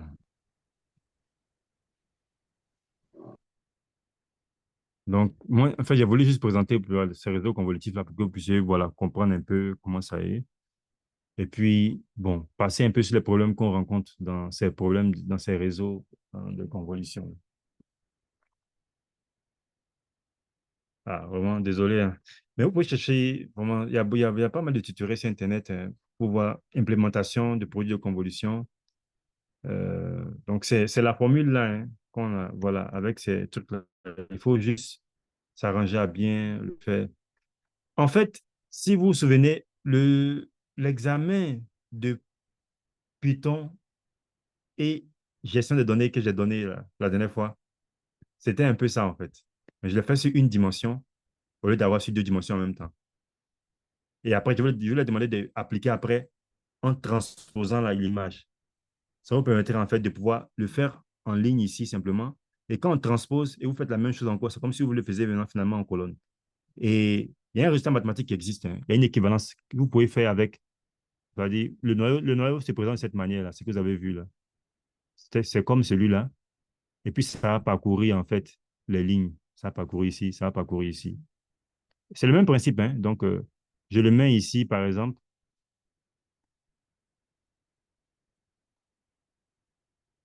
Et je fais la somme élément par, et produit élément par élément. Donc, il peut y avoir, par exemple, ici 2, 3, et puis 4 là. Si je le mets ici, ça fait 4 fois 0, plus 3 fois 0, plus 4 fois 0. Non, 2 fois 0, plus 3 fois 0, plus 4 fois 0. Et la valeur, ben, je la mets quelque part ici dans l'image de sortie. Et je bouge encore, deuxième position, je fais la même chose. Et après, il passe à l'autre ligne. Donc, dans le devoir que j'avais donné, donc c'est ça en fait, c'est le même truc, c'est le même. Pour ceux qui avaient réussi, ils ont pu remarquer que quand ils l'ont appliqué sur l'image et puis l'ont transposé aussi, ça donnait le même résultat à peu près que ça en fait. Donc, plus ou moins, vous avez déjà vu, vous avez implémenté ça dans le devoir de image, Python et gestion des données. Donc, c'est un peu ça que j'ai donné comme devoir. OK. Il ne reste pas beaucoup de temps. Hein. Donc, les problèmes qu'on rencontre lorsque on entraîne ce genre de réseau-là. Donc, comme on a vu, par exemple ici, euh, bon, l'image qui est ici, c'est que on peut comprendre que la taille du kernel, là, c'est 2 fois 2. Donc, c'est 2 fois 2. Donc, il y a combien de valeurs ici? Il y a 4 valeurs ici. Donc, 4 valeurs, 6 fois. Ça fait 24 valeurs au total, au niveau de la première couche. Donc, c'est ça, le nombre de paramètres qu'on a au niveau de la première couche, c'est 24 paramètres. Après, encore ici, on a beaucoup plus. Hein, donc, on a, je ne sais pas si c'est 2 fois 2 encore ou bien c'est combien. Bon, peut-être 2 par 2 encore. 2 fois 2 par 2, 6 fois. Et puis, 6 fois ça. Parce que quand on a 2 par 2 pour chacun des éléments ici, j'ai dit qu'on somme. Et quand on somme, on obtient un seul ici. Donc, si on a obtenu un seul ici, et qu'on doit faire encore la même chose pour obtenir un deuxième, un troisième, ça veut dire qu'on aura 6 fois. Donc, ça fait 6 ici fois. Donc, ça fait 6 fois 6 fois les 4. On voit que ça fait beaucoup, hein? 26 fois 4. Ça fait 36 fois 4. Ah, moi, c'est 24 fois 6. Bon, Là, tu mets 144. Non. ça fait 144, voilà. Donc, ça fait 144 paramètres ici. Donc, ça fait 24 plus 144. Donc, ainsi de suite. Donc, c'est comme ça qu'on compte les paramètres. Chaque couche, il y a des paramètres, il y a des paramètres. Donc, en général, ces réseaux-là, par exemple, j'ai pris un réseau très simple de 10 couches, ResNet. Il se trouve avec 11 millions de paramètres. Et ces 11 millions de paramètres-là, ça a une implication. C'est que le loss qu'on obtient, la fonction de loss, donc vous vous souvenez que dans le cours, j'avais fait un schéma très simplifié, donc en une dimension avec le loss comme ça. Mais imaginez que le W, là, il y en a qui a 11 millions de W. Donc, imaginez 11 millions d'axes, c'est pas moi. On ne peut pas représenter en tout cas, mais 11 millions d'axes. Vous voyez que c'est un espace qui est très large. Et la probabilité que cet espace-là soit convexe, comme j'avais dit la dernière fois, pour avoir un minimum global, il faut que la fonction soit convexe. Mais en général, lorsqu'on a une dimension très élevée comme ça, les chances d'avoir la convexité est très réduite. Donc, on n'a pas de convexité, en fait. Ça signifie que on n'a pas de minimum global. C'est-à-dire, on n'a que des minimums locaux, que des minimums locaux chaque fois. Donc, le fait de ne pas avoir un minimum global, ça fait que converger vers le meilleur minimum, c'est un problème. C'est un gros souci. Quand ce n'est pas convexe, ben, trouver le minimum total, c'est tout un problème. Donc, ça pose un problème. Et puis, pour que ces 11 000 paramètres-là puissent être capables de pouvoir faire la tâche comme il faut vraiment une quantité énorme de données. Donc, voilà un autre problème encore que cela pose. Et sans compter le nombre d'opérations qui est très élevé, combien de produits matriciels qu'il faut faire. On peut compter en nombre de produits de somme parce que vous avez vu que c'est des produits de somme. Donc, chaque produit, c'est une opération, c'est un coût. Et chaque somme qu'on va faire, c'est un coût. Et on le fait combien de fois sur chaque couche. Donc, ça fait encore un problème un nombre d'opérations très élevé. Et ça provoque ce qu'on appelle l'instabilité numérique. Hein. Donc, je ne sais pas si vous connaissez ce qu'on appelle les overflow ou bien underflow, puisque la mémoire de l'ordinateur, elle est limitée. Il y a une capacité de nombre, c'est-à-dire un nombre maximal qu'on peut représenter dans la mémoire. Donc, si vous faites une opération qui dépasse ces capacités-là, ben, ça pose un problème. Donc, on a souvent à gérer des problèmes d'instabilité numérique pour que les valeurs qu'on puisse trouver puissent rester dans les valeurs qui sont possiblement représentables dans la machine. Donc, voilà 4 grands problèmes que pose le fait de travailler avec ces réseaux qui ont beaucoup de paramètres. Là, on va voir maintenant quelques solutions qui existent. Donc, par rapport à la quantité de données, qui est vraiment l'un des soucis les plus importants, c'est qu'il y a ce qu'on appelle la méthode de l'apprentissage par transfert. Donc, j'en ai parlé en long et en large dans la vidéo de 3 heures de temps là. Et c'est ce qui est utilisé et c'est ce qui est conseillé d'utiliser en général. Ça fait que finalement, on prend un réseau qui a déjà été pré-entraîné avant. Donc, la capacité que le réseau a pu acquérir dans l'apprentissage, on conserve une partie de cette capacité-là. Donc, ça fait qu'on n'est pas obligé de réapprendre complètement à zéro. Aussi, il y a une technique qu'on appelle data augmentation, parce que, comme on a dit, hein, les données, c'est juste un tableau de valeurs. Chaque fois que le tableau aura des valeurs différentes, pour l'algorithme, c'est autre chose qui est différent. Mais nous, ce qu'on peut faire, c'est quoi? C'est qu'on peut prendre la même image. Par exemple, il y a une personne qui est là. On peut faire une rotation de la forme qu'on avait présentée. Cette rotation qu'on a faite là, ça donne une autre matrice avec d'autres valeurs. Donc, c'est une nouvelle donnée qui est là. Et on demande au réseau d'apprendre avec cette nouvelle donnée là. Donc, c'est ce qu'on fait ici. Quand on parle d'auto-augmentation, on fait des transformations géométriques sur les images pour pouvoir diversifier les images. Et l'idée, c'est que quoi? On veut communiquer, on veut montrer au réseau que, en fait, le contenu de l'image là, ça ne dépend pas en fait de l'orientation. Parce que même s'il change l'orientation, c'est le même résultat toujours. C'est le même Y, hein, qui est la vraie valeur là. C'est la même que je vais attribuer à ces deux images là. Donc, ça fait que le réseau, finalement, quand il apprend, il ne va pas être sensible à l'orientation de l'objet. Il va chercher à trouver quel élément constant, malgré cette différence d'orientation. Donc, ça lui permet de pouvoir se focaliser sur l'élément le plus important. Mais sinon, si on ne fait pas ce genre d'opération-là, en général, si toutes les images de la base de données ont une certaine orientation, il peut peut-être finalement utiliser cette orientation comme un élément clé pour pouvoir déterminer la classe, alors que ce n'est pas le cas. Donc, je pense que j'ai illustré ça dans la vidéo là aussi, où j'ai présenté une méthode qui permettait de pouvoir voir la zone de l'image qui a contribué au fait de trouver une classe. Et puis, on avait vu que, par exemple, un chien, c'était le poil qui était au bout de sa gueule, là, qui était, on va dire, qui étaient les éléments qui ont été déterminants. Donc, ce sont des techniques qui existent pour pouvoir permettre voilà, au réseau de mieux apprendre. Donc, on lui présente la même image, mais dans des angles différents, dans des positions différentes, pour qu'il puisse comprendre que malgré toutes ces différentes positions-là, c'est la même chose. Donc, il va chercher à trouver des caractéristiques qui sont constantes à travers toutes ces différences-là. Alors que s'il n'y avait pas ça, il pourrait juste peut-être voilà, se baser sur une orientation et puis faire la déduction. Donc, c'est ça le data augmentation, qui est une technique qui est très utilisée pour pouvoir lutter contre la nécessité d'une quantité importante de données.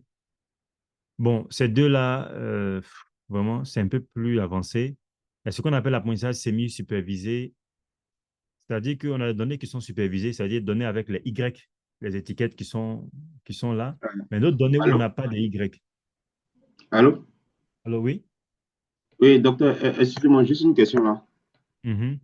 Est-ce que c'est la technique de la data augmentation qui est utilisée sur les sites pour démontrer que voilà, nous ne sommes pas une machine, voilà, est-ce que c'est la même technique? C'est-à-dire, on te présente des images, mais sous différents angles, et puis bon, tu coches pour dire pour prouver que tu n'es pas une machine. Euh, tu parles des CAPTCHA. Voilà. Bon, pour les CAPTCHA, là, c'est autre chose. Parce que les CAPTCHA, le but, c'est de montrer que ce n'est pas une machine quand elle fait, qui est connectée. Hmm. Mais après, aujourd'hui, on peut prendre des algorithmes, on peut faire des algorithmes d'IA qui peuvent passer les CAPTCHA sans problème.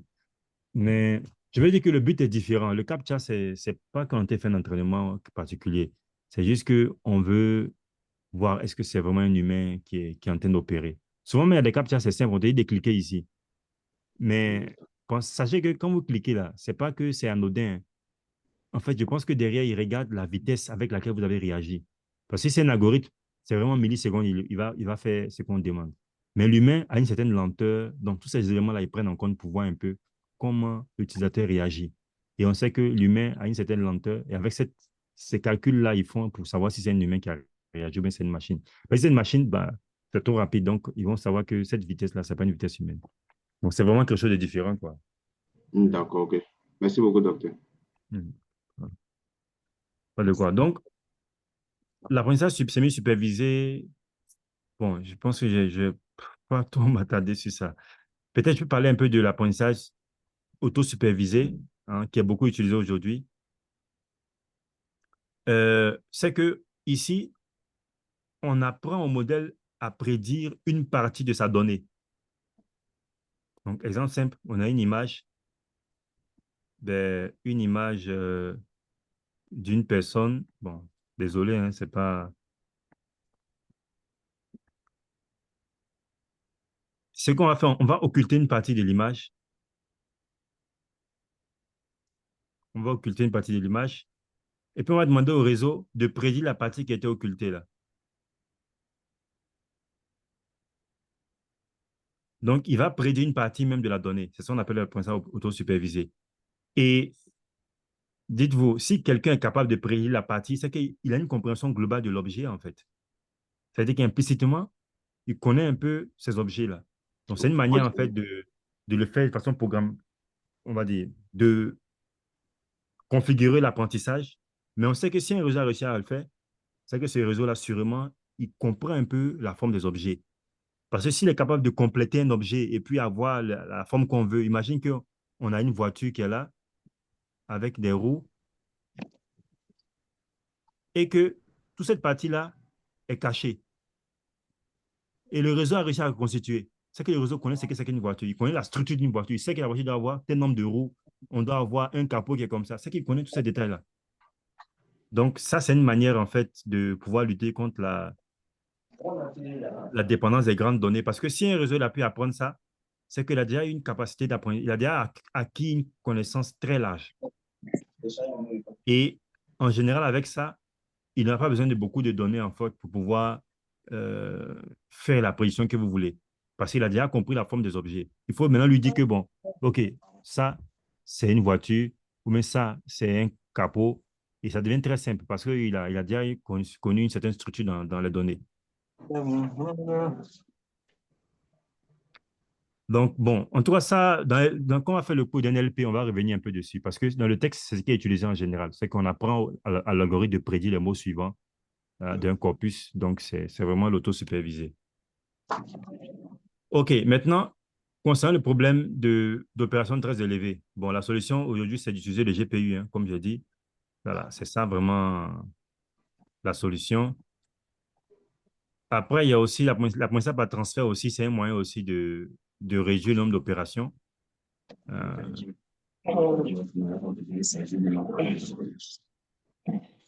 bon, là, je vais vraiment accélérer, hein. Euh,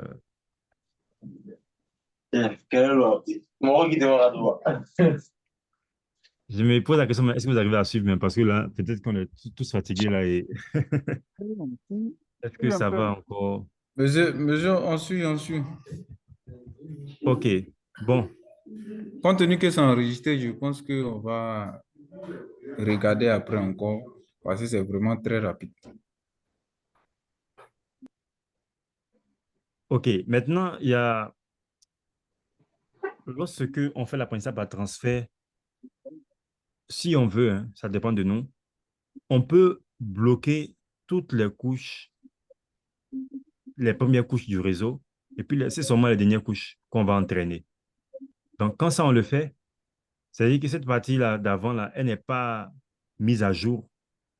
Donc, ça fait que on peut capitaliser sur ça. C'est-à-dire que quand on veut calculer les prédictions, quand on prend un nouveau X, on le met dans le réseau, on obtient finalement une prédiction que je vais appeler Y, ou bien qu'on a appelé Y' dans le cours. On peut en fait faire cette prédiction-là une seule fois sur la partie qu'on a préservée, où on ne change pas les paramètres. Et on va avoir finalement ici, je vais appeler ça X comme ça, tilde, qui est un X transformé. Et c'est seulement celui-là qu'on peut utiliser maintenant pour faire l'entraînement. Donc, l'entraînement va se faire ici seulement. Donc, on va prendre ça, on va faire le calcul avec les différentes couches qui sont ici. On va obtenir le Y. On va faire on va appliquer l'algorithme de rétropropagation des gradients, mais on ne va pas rétropropager ici. On va juste rétropropager ici seulement. Parce que cette partie, on ne va pas la mettre à jour. Donc, c'est un moyen, en fait, de pouvoir réduire le nombre de calculs, en fait. C'est qu'on va calculer seulement sur ces couches qui sont ici, là, mais toutes les couches qui sont ici, là, ne vont pas être recalculées. Elles vont être calculées seulement une seule fois. Donc, ça, c'est une technique. Bon, après, aujourd'hui, elle n'est pas trop utilisée, il faut le dire, mais c'était quand même au début, vers 2018, 2019. Aujourd'hui, bon, c'est pas beaucoup utilisé. Mais aujourd'hui, vraiment, ce qu'on utilise beaucoup, c'est beaucoup, voilà. On a des GPU qui sont de plus en plus puissants. Hein, voilà. Bon, maintenant, concernant les instabilités numériques.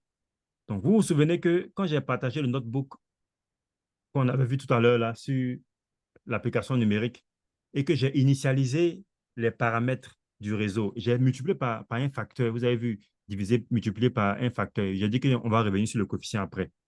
Donc, ce coefficient, en fait, ce n'est pas de façon anodine. Hein. Il a été fait judicieusement, en fait, pour pouvoir préserver cette stabilité numérique-là. Donc, ça, c'est un article entier hein, qui a abouti à ce résultat pour dire que quand vous avez, quand vous initialisez, en fait, la matrice W, là, donc le NJ ici, le J ici, c'est le nombre d'éléments, si vous voulez, euh, en entrée de la couche. Donc, on a J, la taille J ici. Et quand on passe par la couche après, on a la taille J plus 1. Non, NJ plus 1. Donc, c'est NJ et NJ plus 1. Donc, la matrice qu'on va avoir là, elle a pour nombre de lignes NJ, nombre de colonnes NJ plus 1. Donc, l'idée, c'est que les valeurs qui sont dans cette matrice-là, qui sont comprises déjà entre 0 et 1, on va les multiplier par cette valeur-là. Cette valeur, c'est quoi? C'est le nombre de lignes là, plus le nombre de colonnes en racine carrée euh, qu'on va inverser et on va multiplier ça par racine carrée de 6. Donc, il y a d'autres qui ne mettent pas racine carrée de 6, hein, ou bien ils mettent racine carrée de 2 seulement. Donc, il y a différents résultats qui ont été obtenus. Ça travers des calculs hein, qu'ils ont obtenu ça. Je ne sais pas s'ils veulent pour vous donner une idée. Bon, pour vous donner une idée simplement, hein, c'est que, regardez un peu, on a une matrice qui a, je vais dire, n lignes. Bon, je vais utiliser n lignes et puis je vais même p colonnes. On n'est pas encore écrit NJ plus 1 là, parce que déjà j'ai du mal à écrire. Maintenant, cette matrice-là, regardez bien, on va la multiplier par une autre matrice qui est la matrice de poids. Donc, ça, c'est la matrice. Hein, attendez, pour ne pas que je confonde les choses. Bon, ça, c'est la matrice W. Hein, la matrice W qui a n lignes, p colonnes. Et pour simplifier, hein, je suppose que j'ai une autre matrice ici qui est ma matrice des X, hein, qui a aussi, bon, comme c'est la même matrice, je vais inverser comme ça, euh, on va mieux voir les choses. Donc, voilà X ici, et là, voilà W. Donc, je suppose, hein, ça c'est une petite analogie, c'est juste pour que vous voyez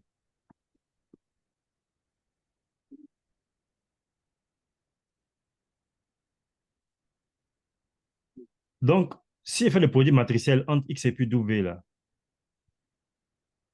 en général, tous les X, I, J que je vais avoir ici, hein, pour dire les éléments de la matrice, et les W, I, J que je vais avoir là, ils sont compris entre 0 et 1. En général, on fait la normalisation pour les rendre entre 0 et 1. Parce que si ça dépasse 0, 1, ça va vraiment aller très vite. Hein, ça va dépasser la capacité. Donc, quand j'ai fait le produit matriciel là, je vais prendre toute la ligne qui est ici, multipliée par toute la colonne qui est là. Donc, j'aurai un élément ici qui comprend 0 et 1, pour un autre élément ici qui comprend 0 et 1. Et on sait que mathématiquement parlant, si je fais X, I, J, qui est compris entre 0 et puis 1, et que j'ai aussi un W, I, J aussi pareillement, le produit sera toujours compris entre 0 et 1. Ça, mathématiquement, on peut le démontrer. Donc, c'est W, I, J. Je pense que c'est simple, on peut juste faire le produit sur chaque membre d'une égalité. Donc, j'ai 0 ici, j'ai 1 ici. Donc, le produit des deux va être compris entre 0 et 1. D'accord. C'est ça.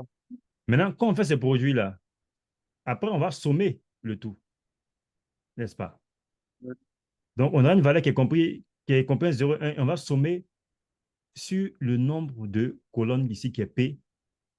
Bon, ici, bon, on va faire Pn. Comme ça, on correspond bien. Donc, P colonne, ici, on a P ligne ici. Donc, ça fait. Donc, on va sommer là. On va sommer ça P fois. Parce qu'il y a P éléments. Voilà. Donc, ça va être. Si on va appliquer le produit matriciel là, une valeur qu'on va obtenir après avoir fait ce produit matriciel là, cette valeur-là sera comprise entre 0 et puis P.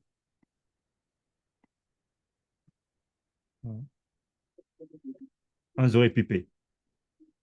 Donc, le X, bon, je ne sais pas comment je vais appeler ça, le X, en tout cas, le X transformé, les valeurs de la matrice seront comprises en 0 et P. Regardez bien, au départ, on était à 0, 1, et après, juste une seule opération, c'est-à-dire, supposons que ça c'est juste une couche, on est à 0 P. En fait, on peut montrer que quand on va faire encore la même chose là, on va trouver quelque chose qui sera entre 0 et P au carré. Après, ça va devenir P, 0 et P au cube. Donc, supposons que la matrice, elle avait peut-être 100 lignes. Donc, après 10 couches, ça fait 100 à la puissance 10. Et ça, vous voyez, ça fait combien? Vous voyez ce nombre-là? 100 à la puissance 10. Ça fait combien? Il y a ça fait 10 milliards, non? Bien. Ah, voilà, ça fait 10 à la puissance 20. Ça, on ne Mm. peut pas coller ça dans la machine. Ça va forcément exploser. Ça, c'est. Vous voyez ça, comment dirais-je, j'ai pris 10 couches en supposant que la matrice, c'est 100 fois 100, par exemple. Donc, ça va facilement exploser. Donc, vous voyez que le P, ici, qui est le nombre de colonnes là, a un impact. Donc, si peut-être au départ, on s'était arrangé à ce que après chaque opération, peut-être on va diviser par P, je ne sais pas comment on va s'arranger, pour que, au lieu de passer de 0, de 1 à P, on va passer de 1 à 1 toujours. Donc, en fait, l'idée, c'est ça, en fait, ici. C'est qu'on essaie de trouver un moyen. On divise ici par le nombre de colonnes. Donc, ici, le nombre de colonnes, ici, c'est ça qui est NJ plus 1. Mais ici, ils ont trouvé un moyen de pouvoir s'arranger à pouvoir aussi utiliser le nombre de lignes. Bon, ça, on peut expliquer, mais ça va être un peu compliqué. En fait, c'est dans le backward que ça se vient. Parce que ce qu'ils viennent de présenter ici, ça, c'est comme on veut calculer la prédiction. Donc, on fait le X fois ça. Mais n'oubliez pas que quand on fait le backward, on fait des produits matriciels aussi avec les losses, dérivés de losses par rapport à X, dérivés de losses par rapport à W. Donc, on a aussi plusieurs fois de produits matriciels dans l'autre sens. Et dans l'autre sens, en fait, on verra que si on fait le calcul même, c'est les nombres de lignes, en fait, qui vont être utilisés en général. Parce que si vous avez remarqué, il y avait des transposés qui étaient faits là-bas, dans les formules. Il y avait des transposés. Donc, c'est ce qui explique ça. Donc, en fait, je n'ai pas démontré, mais c'est pour vous donner une idée, en fait, pour vous dire que le nombre de lignes, en fait, va impacter le taux d'évolution des valeurs dans cette matrice-là. Donc, le moyen pour pouvoir freiner cette évolution-là, c'est d'utiliser même justement ce nombre de colonnes et de lignes-là qui sont utilisées pour normaliser, pour maintenir les valeurs pour ne pas qu'elles puissent trop avancer. Voilà pourquoi on divise par la racine carrée de NJ plus 1. En fait, ça se démontre mathématiquement. Il y a tout un article scientifique dessus, hein. J'ai juste voulu vous donner juste un flash pour que vous compreniez un peu comment ça évolue. Hein. Par exemple, le P carré, le P au cube, vous pouvez voir que c'est le nombre de colonnes en fait qui est en train d'augmenter. On ne parle même pas de la valeur, on parle juste du nombre de colonnes. Donc, le nombre de colonnes est tellement important. Et donc, pour pouvoir freiner ça, voilà, on divise les valeurs par la racine carrée du nombre de lignes plus le nombre de colonnes. Et cela permet d'avoir des valeurs qui ne vont pas trop grandir comme si on le laissait au début. Donc, c'est un petit, bon, ça peut paraître petit, mais ça contribue à beaucoup de choses. Parce que grâce à ça, on était capable de pouvoir entraîner des réseaux qui sont très profonds. Parce que comme je vous l'ai vu, l'exemple que j'ai pris, j'ai dit qu'après une couche, on a un carré. Donc après la deuxième couche, on sera au cube. Non, après une couche, c'était P. Après la première couche, on était à P. Après la deuxième couche, on sera à P au carré. Donc troisième couche, ça va trop vite. Hein? Après 10 couches seulement, on est à 10 à P à la puissance 10. Mais maintenant, avec ce truc-là, on peut facilement maintenant aller très loin, hein, jusqu'à 100 couches et on n'a pas des problèmes de overflow. Donc, ça, c'est un résultat vraiment très important, hein, qui a contribué vraiment à l'entraînement des réseaux profonds. Bon, après, il y a aussi ce qu'on appelle le batch norm. Ça, c'est vraiment une couche même dans le réseau qui va consister à normaliser toutes les valeurs intermédiaires, hein. Donc, ce qu'on avait vu, on avait dit que XI, ou bien, voilà, XI est égal à FI de XI moins 1. Donc, l'idée, c'est que chaque XI, en fait, ce n'est pas eux tous, mais certains XI vont être normalisés. Donc, par exemple, peut-être le XI moins 1 a été normalisé. On va avoir XI qui va être utilisé pour calculer XI plus 1. Et peut-être le XI plus 1, là, on va le normaliser lui encore. Donc, à chaque fois, indépendamment de comment est-ce qu'on va mettre les choses, on peut normaliser de temps à autre pour pouvoir ramener les valeurs toujours entre 0 et 1 pour éviter. Parce que les valeurs augmentent très vite, hein. Après quelques opérations matricielles, les valeurs augmentent. Donc, ça permet de pouvoir freiner encore ça. Après le script connection, bon, je n'ai pas parlé ça. Ça va me prendre un peu trop de temps pour en parler. Donc, on va dire grosso modo, c'est des choses qui sont vraiment, voilà, présentes dans les frameworks, hein. PyTorch a déjà batch norm que vous pouvez utiliser, hein, dans votre réseau sans souci. Et même par défaut, même ces valeurs initiales-là sont utilisées même dans les frameworks, hein. Donc, même si vous ne précisez pas, par défaut, PyTorch va utiliser une de ces méthodes-là pour le faire pour vous. Maintenant, le point dont on a parlé la dernière fois, le fait on est piégé d'un minimum local. Donc, il y a ce qu'on appelle le stochastique gradient avec momentum, où justement, il y a un terme ici, hein, il y a un terme qu'on appelle le momentum qui est utilisé. Donc, vous le voilà un peu ici, qui est utilisé. Et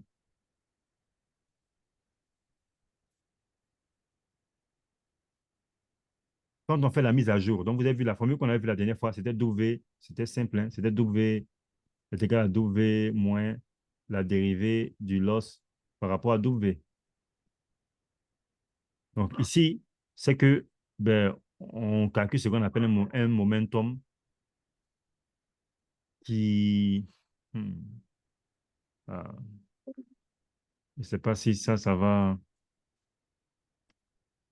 passer. Bon, je vais faire un schéma pour que ce soit peut-être plus simple. Quand vous êtes à un point, par exemple, vous faites une mise à jour, vous changez, on avance là, et puis on tombe à la nouvelle position ici. Et puis j'avance encore, je me retrouve ici. Donc ici, vous pouvez remarquer, hein, si je prends le grand W, hein, T plus 1 qui est mis ici, et on a le VT qui est là.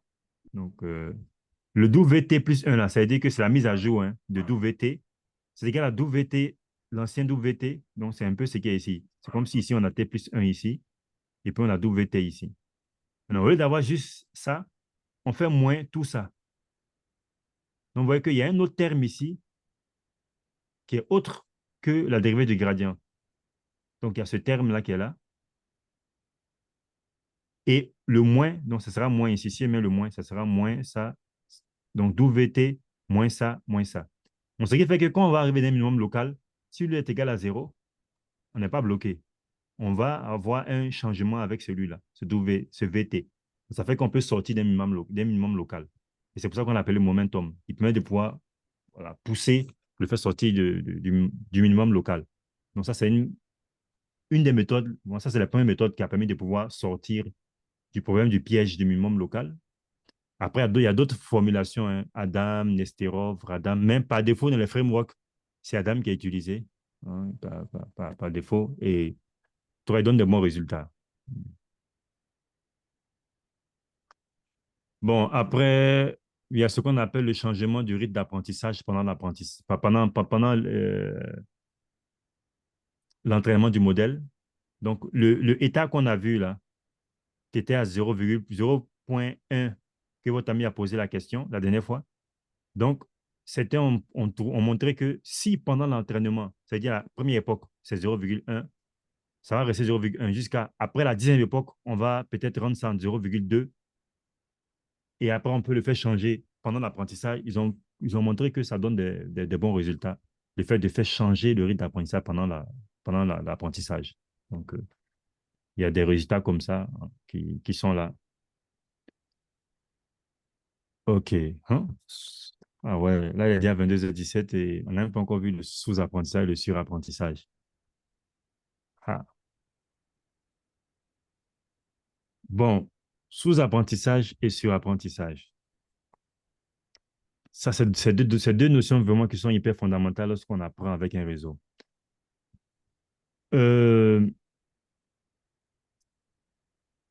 Comme on a vu, hein, lorsqu'on veut apprendre une tâche, le plus important pour nous, si vous vous souvenez, c'est que on veut que le réseau soit capable. Le réseau soit capable de réaliser la tâche. Et pour cela, on lui présente un jeu de données qui représente des réalisations de cette tâche-là. Mais le but pour nous, c'est qu'on veut que après l'apprentissage, quand on va lui donner de nouvelles données qu'il n'a jamais vues, c'est-à-dire des données qui n'ont pas été utilisées pendant l'apprentissage, on veut que le réseau soit capable de pouvoir réaliser la tâche avec de nouvelles entrées. Mais il se trouve que quand on entraîne le réseau, parfois, le réseau finit par, en quelque sorte, mémoriser les données. Donc, c'est un truc qui a été constaté. Ça veut dire quoi mémoriser? Ça veut dire que le réseau, on a des performances qui sont spectaculaires sur les données d'apprentissage sur lesquelles il a été entraîné. Mais quand on prend d'autres données, ben, le résultat est catastrophique. Comme s'il n'a jamais vu la donnée même. Comme s'il ne connaît même pas cette donnée-là. Et ça, c'est ce qu'on appelle le surapprentissage. Ou bien overfit. Vous allez voir beaucoup sur overfit là, dans la littérature. Mon modèle a overfité. C'est-à-dire que finalement, au lieu d'apprendre la structure générale de l'image ou bien de la donnée, il finit par apprendre les détails même de la donnée. C'est comme s'il mémorise même l'image. Et c'est ça qu'on appelle le surapprentissage. Et le sous-apprentissage, c'est que ben, le réseau n'est même pas capable même d'imiter les résultats. C'est-à-dire que les données sur lesquelles il a été entraîné là, il a de mauvaises performances sur les données d'entraînement. Alors qu'en général, les données d'entraînement, après beaucoup d'itérations, on doit avoir un loss qui est très faible parce que ben, il a vu l'image plusieurs fois et on a laissé le temps de pouvoir mettre à jour ses paramètres sur l'image plusieurs fois. Donc, on doit avoir un loss qui est faible. Mais par contre, on trouve que le loss, il est toujours élevé. Donc là, on parle de sous-apprentissage. On peut dire que dans notre cas où on a utilisé un réseau d'une seule couche, la dernière fois, pour pouvoir apprendre la paraboloïde dans l'espace, et il nous a donné quelque chose qui était un peu c'est un plan voilà, qui essaie de pouvoir suivre la courbe. Et le loss était bloqué à 2,49, je crois bien. Donc ça, on peut voir que c'est un petit sous-apprentissage. C'est-à-dire que le modèle même n'est pas capable de pouvoir cerner même les données. Donc ça c'est un cas de sous-apprentissage. Donc, bon, ces problèmes-là, en général, lorsqu'on est sous-apprentissage, l'idée, c'est qu'il faut prendre un modèle qui a beaucoup plus de paramètres. Et c'est ce qu'on a fait. On avait une couche, on est passé à deux couches qui a plus de paramètres et on a eu un bon résultat. Voilà.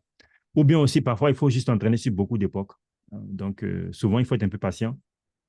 Je me souviens, il y a un chercheur qui avait tweeté, bon, il y a longtemps, il y a des années de cela, où il a laissé son modèle s'entraîner pendant le week-end. Il a oublié et la machine a tourné pendant le week-end. Et il a affiché en fait le graphe d'évolution de l'os et son l'os était quelque chose comme ça. C'était stable, avec une valeur vraiment élevée, stable, pendant presque un jour. Et puis après un moment, tac, ça descend. Et il a tweeté pour dire qu'il faut être patient, pour dire que si il avait réalisé ça pendant, peut-être après 24 heures ou bien après 20 heures de temps, il dit, bah, c'est pas la peine, je vais stopper, ben, il ne donne pas les bons résultats. Il aurait manqué cette partie-là. Et après ces jours-là, il a vu que le réseau, il a pu descendre un peu encore. Donc, souvent, il faut juste être un peu plus patient. Il faut laisser le réseau s'entraîner pendant longtemps pour avoir un bon résultat. Donc, ça, c'est le problème du sous-apprentissage. C'est une des solutions. Euh,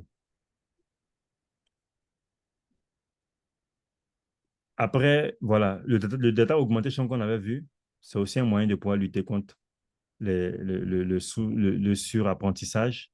Hein. Il y a ce qu'on appelle la régularisation.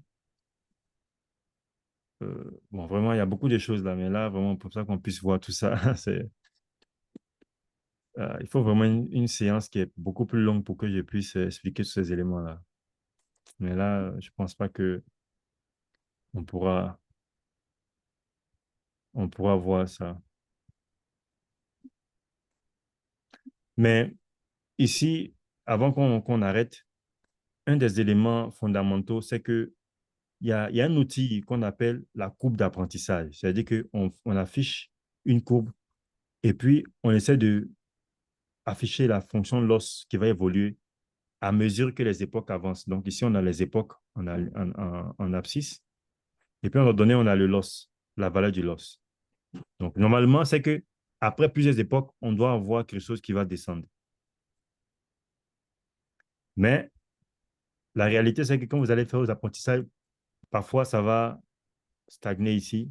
Et même souvent après, ça commence à augmenter. Ça arrive souvent, ça. Ça, quand on voit ça, ben, c'est un signe que ben, le réseau n'a pas bien appris, quoi. Ah, donc, le fait d'afficher la courbe de l'évolution de l'os à travers les époques, c'est un outil de diagnostic très important pour diagnostiquer votre réseau de neurones pour savoir s'il apprend correctement ou pas. Et en général, ce qui se passe, c'est que vous allez diviser vos images en deux, vos données en deux parties. Il y aura la partie d'entraînement et puis la partie de validation. Et généralement, on a une courbe d'entraînement. La courbe d'entraînement, elle, en général, elle va toujours décroître. Donc, ça, c'est vraiment, peut-être ça, c'est la courbe du train qui est là. Et quand le réseau, il apprend là, ben, on va le tester sur les données qu'il n'a jamais vues, qui sont les données qu'on a mis à côté, qu'on appelle les données de validation, qui n'ont pas été utilisées pendant l'entraînement. Donc, on évalue le modèle dessus et puis on essaie de voir. Et en général, on a ces courbes-là. Ça signifie que sur les données sur lesquelles il est entraîné, vous voyez que ça descend bien. Mais pour les données qu'il n'a jamais vues, qui sont les données de validation, ben, ça commence à diverger. Ça va très loin. Ça signifie qu'il est en train d'apprendre juste les détails de l'image. Il n'est pas en train d'apprendre la structure générale de l'image. Voilà. Mais si, par contre, on avait une courbe de validation qui continuait de descendre, même si ce n'est pas au même niveau, mais ça continue de descendre continuellement, c'est qu'on a un bon apprentissage. Donc, ça, c'est bon. C'est que ça est en train d'apprendre bien. et que même malgré qu'on le teste sur des données qu'il n'a jamais vues, ben, on a des résultats qui sont bons quand même. Le loss n'est pas trop élevé. Donc, ça, c'est vraiment un moyen de diagnostiquer en fait votre modèle, le fait de pouvoir afficher le plot, la courbe d'évolution des loss de l'ensemble d'entraînement et l'ensemble de validation. Voilà, donc je vais m'arrêter là. Bon, je reconnais que c'est vraiment intense, beaucoup de choses là. Euh, mais bon, je sais que dans le NLP, on va revenir parce que ça, c'est vraiment, ça concerne comment on apprend un réseau. Donc, ça, c'est des choses qui sont très, très générales. Qu'on fasse du NLP, qu'on fasse du traitement d'images, qu'on fasse du traitement vidéo ou bien qu'on travaille sur des données tabulaires, ben, tant qu'on est en train d'apprendre, on fait face à ce genre de problèmes-là. Donc, ça reste vraiment quelque chose de générique. Donc, dans le cours d'NLP, j'espère qu'on aura le temps de peut-être voir un peu ça un peu plus en détail. Donc, voilà, je vous remercie pour votre patience parce que là, ça a été intense. Ouais. Voilà, bon, malheureusement, on n'a pas pu voir tous les éléments de notation, notamment la segmentation d'images. Mais c'est déjà pas mal, c'est ça, déjà. Donc, déjà, le peu qu'on a vu, si on comprend ça bien, c'est déjà pas mal. Le reste, ça peut venir juste avec de la pratique ou en lisant quelques documents à gauche, à droite, et puis en s'essayant soi-même. Voilà, ça peut venir facilement. Allô, docteur? Est-ce qu'il y a des questions? Oui. Oui, docteur. Je vous remercie encore pour ce brillant exposé qui vient encore appuyer encore sur les réseaux de neurones. Je voudrais que vous remettiez le slide sur le max pooling. Là. Le? Voilà, c'est très bien ici. Ici. Ah, OK. Bon, Le pooling. voilà. Mhm. Donc, au niveau déjà juste après l'image, je vois que l'image ici, il a des tailles de 28 x 28. OK. Voilà. Maintenant, juste après ça, on va appliquer donc une première convolution. Mhm. Et je vois en bas, vous avez que 6 arrobas, je vois bien 28 x 28. Oui, c'est bien Donc, ça. Attends, j'ai voilà. Donc, effacé les slides. ok, donc à ce niveau-là, je vois qu'il n'y a rien qui a été fait donc, sur la taille. La taille de l'image est restée. Le 6 fois, là, c'est Voilà. quoi? Le 6 fois, c'est quoi, docteur? Ah, le 6, ça signifie que au fond, on avait 6 euh, filtres différents de convolution. Ok, Donc, chacun a produit une image entière. ok, Sauf que finalement, on se retrouve avec 6. d'accord. Maintenant, dès qu'on finit donc la première couche avec Mhm. la convolution, là, et qu'on Mhm. va donc appliquer le pooling, je constate ici que la taille de l'image a été réduite de moitié. Voilà. Là, En on a fait, un picture map, là. effectivement, en fait, c'est du pooling là qu'il a fait. Donc, en général, c'est quoi? Comment est-ce que je vais dire? On a les éléments 4 par 4. Hein, et ici, on a 28. Donc, 28 divisé par 2, ça fait combien? Ça fait 14. Donc, on a deux. Donc, je ne sais pas comment je vais faire ça. C'est-à-dire que on a 14, on a 28 cases ici pour faire les 28 lignes, là, genre 28 pixels. Ça, on est d'accord avec ça. Hein? 28 pixels ici, 28 pixels là. Oui, C'est bon? Oui, c'est oui, bon. Maintenant, ces 28 là, euh, ici aussi,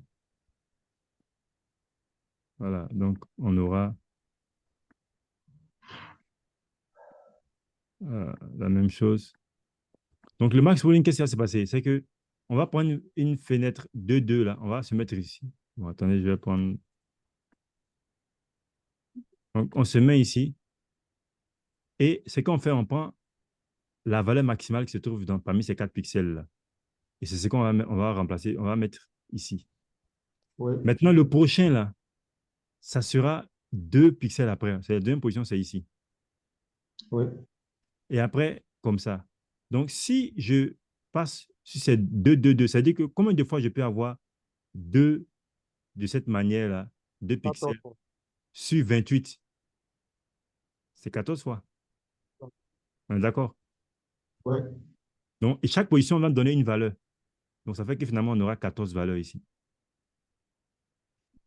Donc, on le fait en ligne. Après, on va passer aussi à cette partie qui est ici. Aussi, on aura 4. On va le faire jusqu'au bout. Donc, ce qui fait qu'on aura 14 ici et 14 là. Et finalement, on a 14 sur 14. Ok, d'accord, docteur. Maintenant, après le pooling, on a autre chose encore qui est une convolution qu'on va appliquer. Et là, je constate que au lieu de 6 fois, on a maintenant 16 fois. Justement, c'est qu'ils ont augmenté le nombre de filtres qu'il y a ici qui vont s'appliquer. Ok, En l'occurrence, il y a eu 16 filtres. Et chaque filtre, en fait c'est compliqué. La réalité, c'est qu'il y a beaucoup de détails ici. Je n'ai pas envie de faire tout sortir. En fait, c'est d'accord, non, 16 filtres. Et chaque filtre, en oui, fait, a 6 filtres. En fait, c'est 6 filtres 16 fois qu'on a ici. ok, Voilà. ok. Maintenant, docteur, ces informations-là, 6 fois, 16 fois, c'est nous-mêmes Mhm. qui devons tester ces nombres-là quand on essaie de définir notre modèle ou bien comment ça se passe? Comment on peut faire pour pouvoir identifier ça? Que par exemple, j'ai Oui. un modèle à définir, je dois prendre 6 Mhm. fois ou bien 16 fois. Non, effectivement, tout ça, c'est un choix architectural, en fait. Donc, toi, tu vas designer ton propre réseau. Tu vas Oui, choisir voilà, ces valeurs-là. Bon, après, la pratique a montré un certain nombre de choses qui marchent. C'est que ce qui est utilisé, hein, c'est qu'au fur et à mesure qu'on avance dans la couche, vous voyez que la taille la diminue. Mais en oui, même temps, ce qu'ils font, c'est qu'ils augmentent le nombre de filtres chaque fois. C'est vraiment une convention, quoi. Bon, il y a des explications derrière ça, mais je préfère ne pas pour entendre ces détails-là. Ça va entrer d'autres questions un peu plus compliquées. Mais c'est que au fur et à mesure qu'on avance dans la couche, on augmente, surtout dans la partie convolution, là, on augmente le nombre de filtres. Ici, on était à 6, après, on va passer à 16. Donc, ça, c'est un petit réseau, hein. Ça, c'est le oui. réseau de Yann Lequin qu'on appelle le NET, hein, il a développé dans les années 90, hein, qui a servi, qui avait même été déployé aux États-Unis, qui a servi à pouvoir lire les chèques dans les guichets automatiques, hein, aux États-Unis, dans les années 90. Donc, ça, c'est un réseau très simple. Mais les réseaux tels que les ResNet, là, ben, eux, au départ, tu vas avoir peut-être, il y a peut-être 7 au départ. Après un moment, ce qui vient après, ben, on arrive facilement à euh, 16 qui va venir. Après, on va avoir 32. Il y a 64. Il y a d'autres même, hein, 128 même, hein, voire 256 filtres. Donc, dans ces réseaux-là, vraiment, le nombre de filtres sont très nombreux. Il y a beaucoup de filtres. Ok, Voilà. Donc, la logique, c'est que quand on avance dans la couche, et surtout quand la taille diminue, là, on augmente le nombre de filtres. d'accord, d'accord. Merci beaucoup, docteur. Je pense que comme le temps vraiment qui nous reste n'est pas trop grand, je pense que je vais m'arrêter comme ça là au niveau des questions. Merci beaucoup encore, docteur. Merci à vous pour votre participation. Ok, donc je pense qu'on va s'arrêter là, hein. Tout le monde est fatigué. Bon, et puis il fait tard aussi. Demain encore, c'est une autre semaine qui va commencer encore, une autre bataille. Euh, Monsieur, vous allez nous donner ce document-là, parce que on oui, ne l'a pas encore. bien sûr, je vais mettre ce PowerPoint-là aussi sur la plateforme et puis les vidéos là. Bon, là, peut-être la nuit, là, je vais lancer tous les téléchargements là pour que tous puissent se télécharger bien et puis je vais les mettre sur la plateforme. Allô? Alors oui, Docteur, bon, moi j'ai juste quelques questions là. Ma première question est, ce cours que nous venons de faire de suite là, est-ce qu'on aura des séances d'exercices pratiques, voilà, pour qu'on puisse mieux s'imprégner des notions qu'on appelle vues ici? Et bon. voilà, ma deuxième question, c'est au niveau de Mhm. la séance prochaine, voilà, au niveau de la séance prochaine. Et ma troisième question, c'est au niveau pour nous qui n'avons pas encore de sujet de recherche, un sujet de recherche de Master 2 là. est-ce qu'il aura des séances un peu, voilà, pour nous donner un peu des sujets ou bien s'entretenir un peu avec nous sur ces questions-là. OK. Bon, pour la première question, euh, donc on peut organiser des séances après, mais ça sera après que, bon, on ait finalisé avec les notes là, parce qu'actuellement, là, voilà, je dois m'arranger à finaliser les notes pour déposer la pédagogie. Mais on pourra avoir des séances après ça où, voilà, on va s'exercer un peu, par exemple, le produit de convolution, parce que quand on implémente, on réussit à mieux cerner ce qui se passe. Si on est capable soi-même d'écrire le code et puis exécuter, puis voir l'impact sur l'image, en général, on réussit à mieux comprendre. Et puis aussi, ben, vous allez vous-même composer des réseaux en écrivant voilà, les différentes couches. Donc, dans PyTorch, il y a déjà des objets. De toute façon, on a vu linéal hein, pour le MLP. Il y a ce qu'on appelle conv, par exemple 2D, c'est-à-dire la convolution en deux dimensions, qui existe déjà. Où vous spécifiez la taille, est-ce que c'est 3 x 3, 4 x 4 ou bien 5 x 5. Et vous précisez aussi le nombre de filtres. Donc, est-ce que c'est 16 qu'on a vu ici, ou bien est-ce que c'est 6, ou bien c'est 18. On met tout ça pour pouvoir créer le nombre de filtres qu'il faut. Donc, c'est une couche qui existe. Et, et on l'appelle comme on l'appelle le linéaire. Donc, tu vas appliquer conv là, et puis ensuite, tu vas appliquer le relu, et puis ainsi de suite. Donc, ça, voilà, on doit avoir aussi dans le code aussi pour que vous puissiez vous exercer vous-même à écrire, on va dire, un modèle complet en juxtaposant les différents, j'ai appelé ça Lego. Donc, ça sont les différents D'accord. Lego. Voilà une opération linéaire. Il y a l'autre, l'activation qui est là-bas. Vous allez les mettre ensemble pour pouvoir construire une architecture. Donc, D'accord, docteur. il y a ces éléments qu'on pourra voir.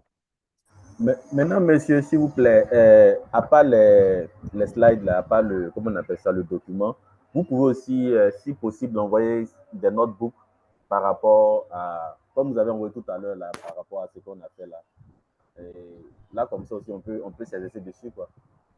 En attendant qu'on ait des séances d'explication plus approfondies. Ah, OK. D'accord, je vais en chercher. Je n'ai pas préparé ce genre de notebook-là, mais je peux en chercher euh, pour partager.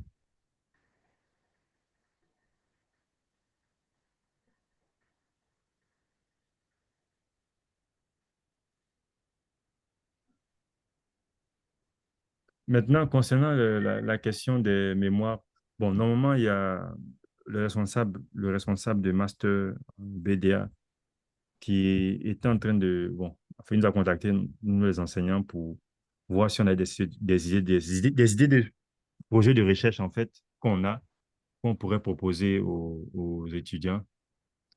Bon, moi, actuellement, j'ai quelques-uns des, voilà, projets sous la main, là, mais ils sont en NLP, en fait. Donc, voilà, c'est après le cours de NLP que peut-être, voilà, ça pourra être un peu cerné, quoi.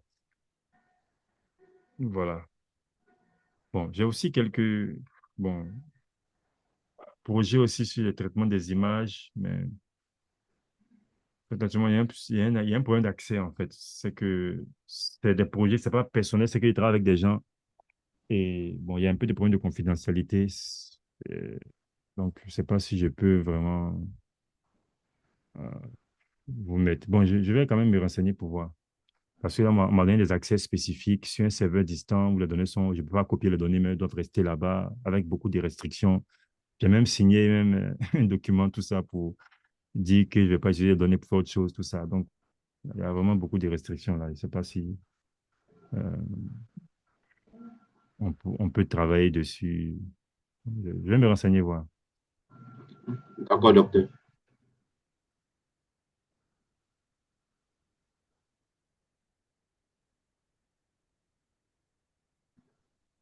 OK, donc je vous remercie encore pour voilà, votre patience et puis Merci beaucoup, docteur. Bonne nuit à vous et à demain. merci bien. Bonne nuit à vous.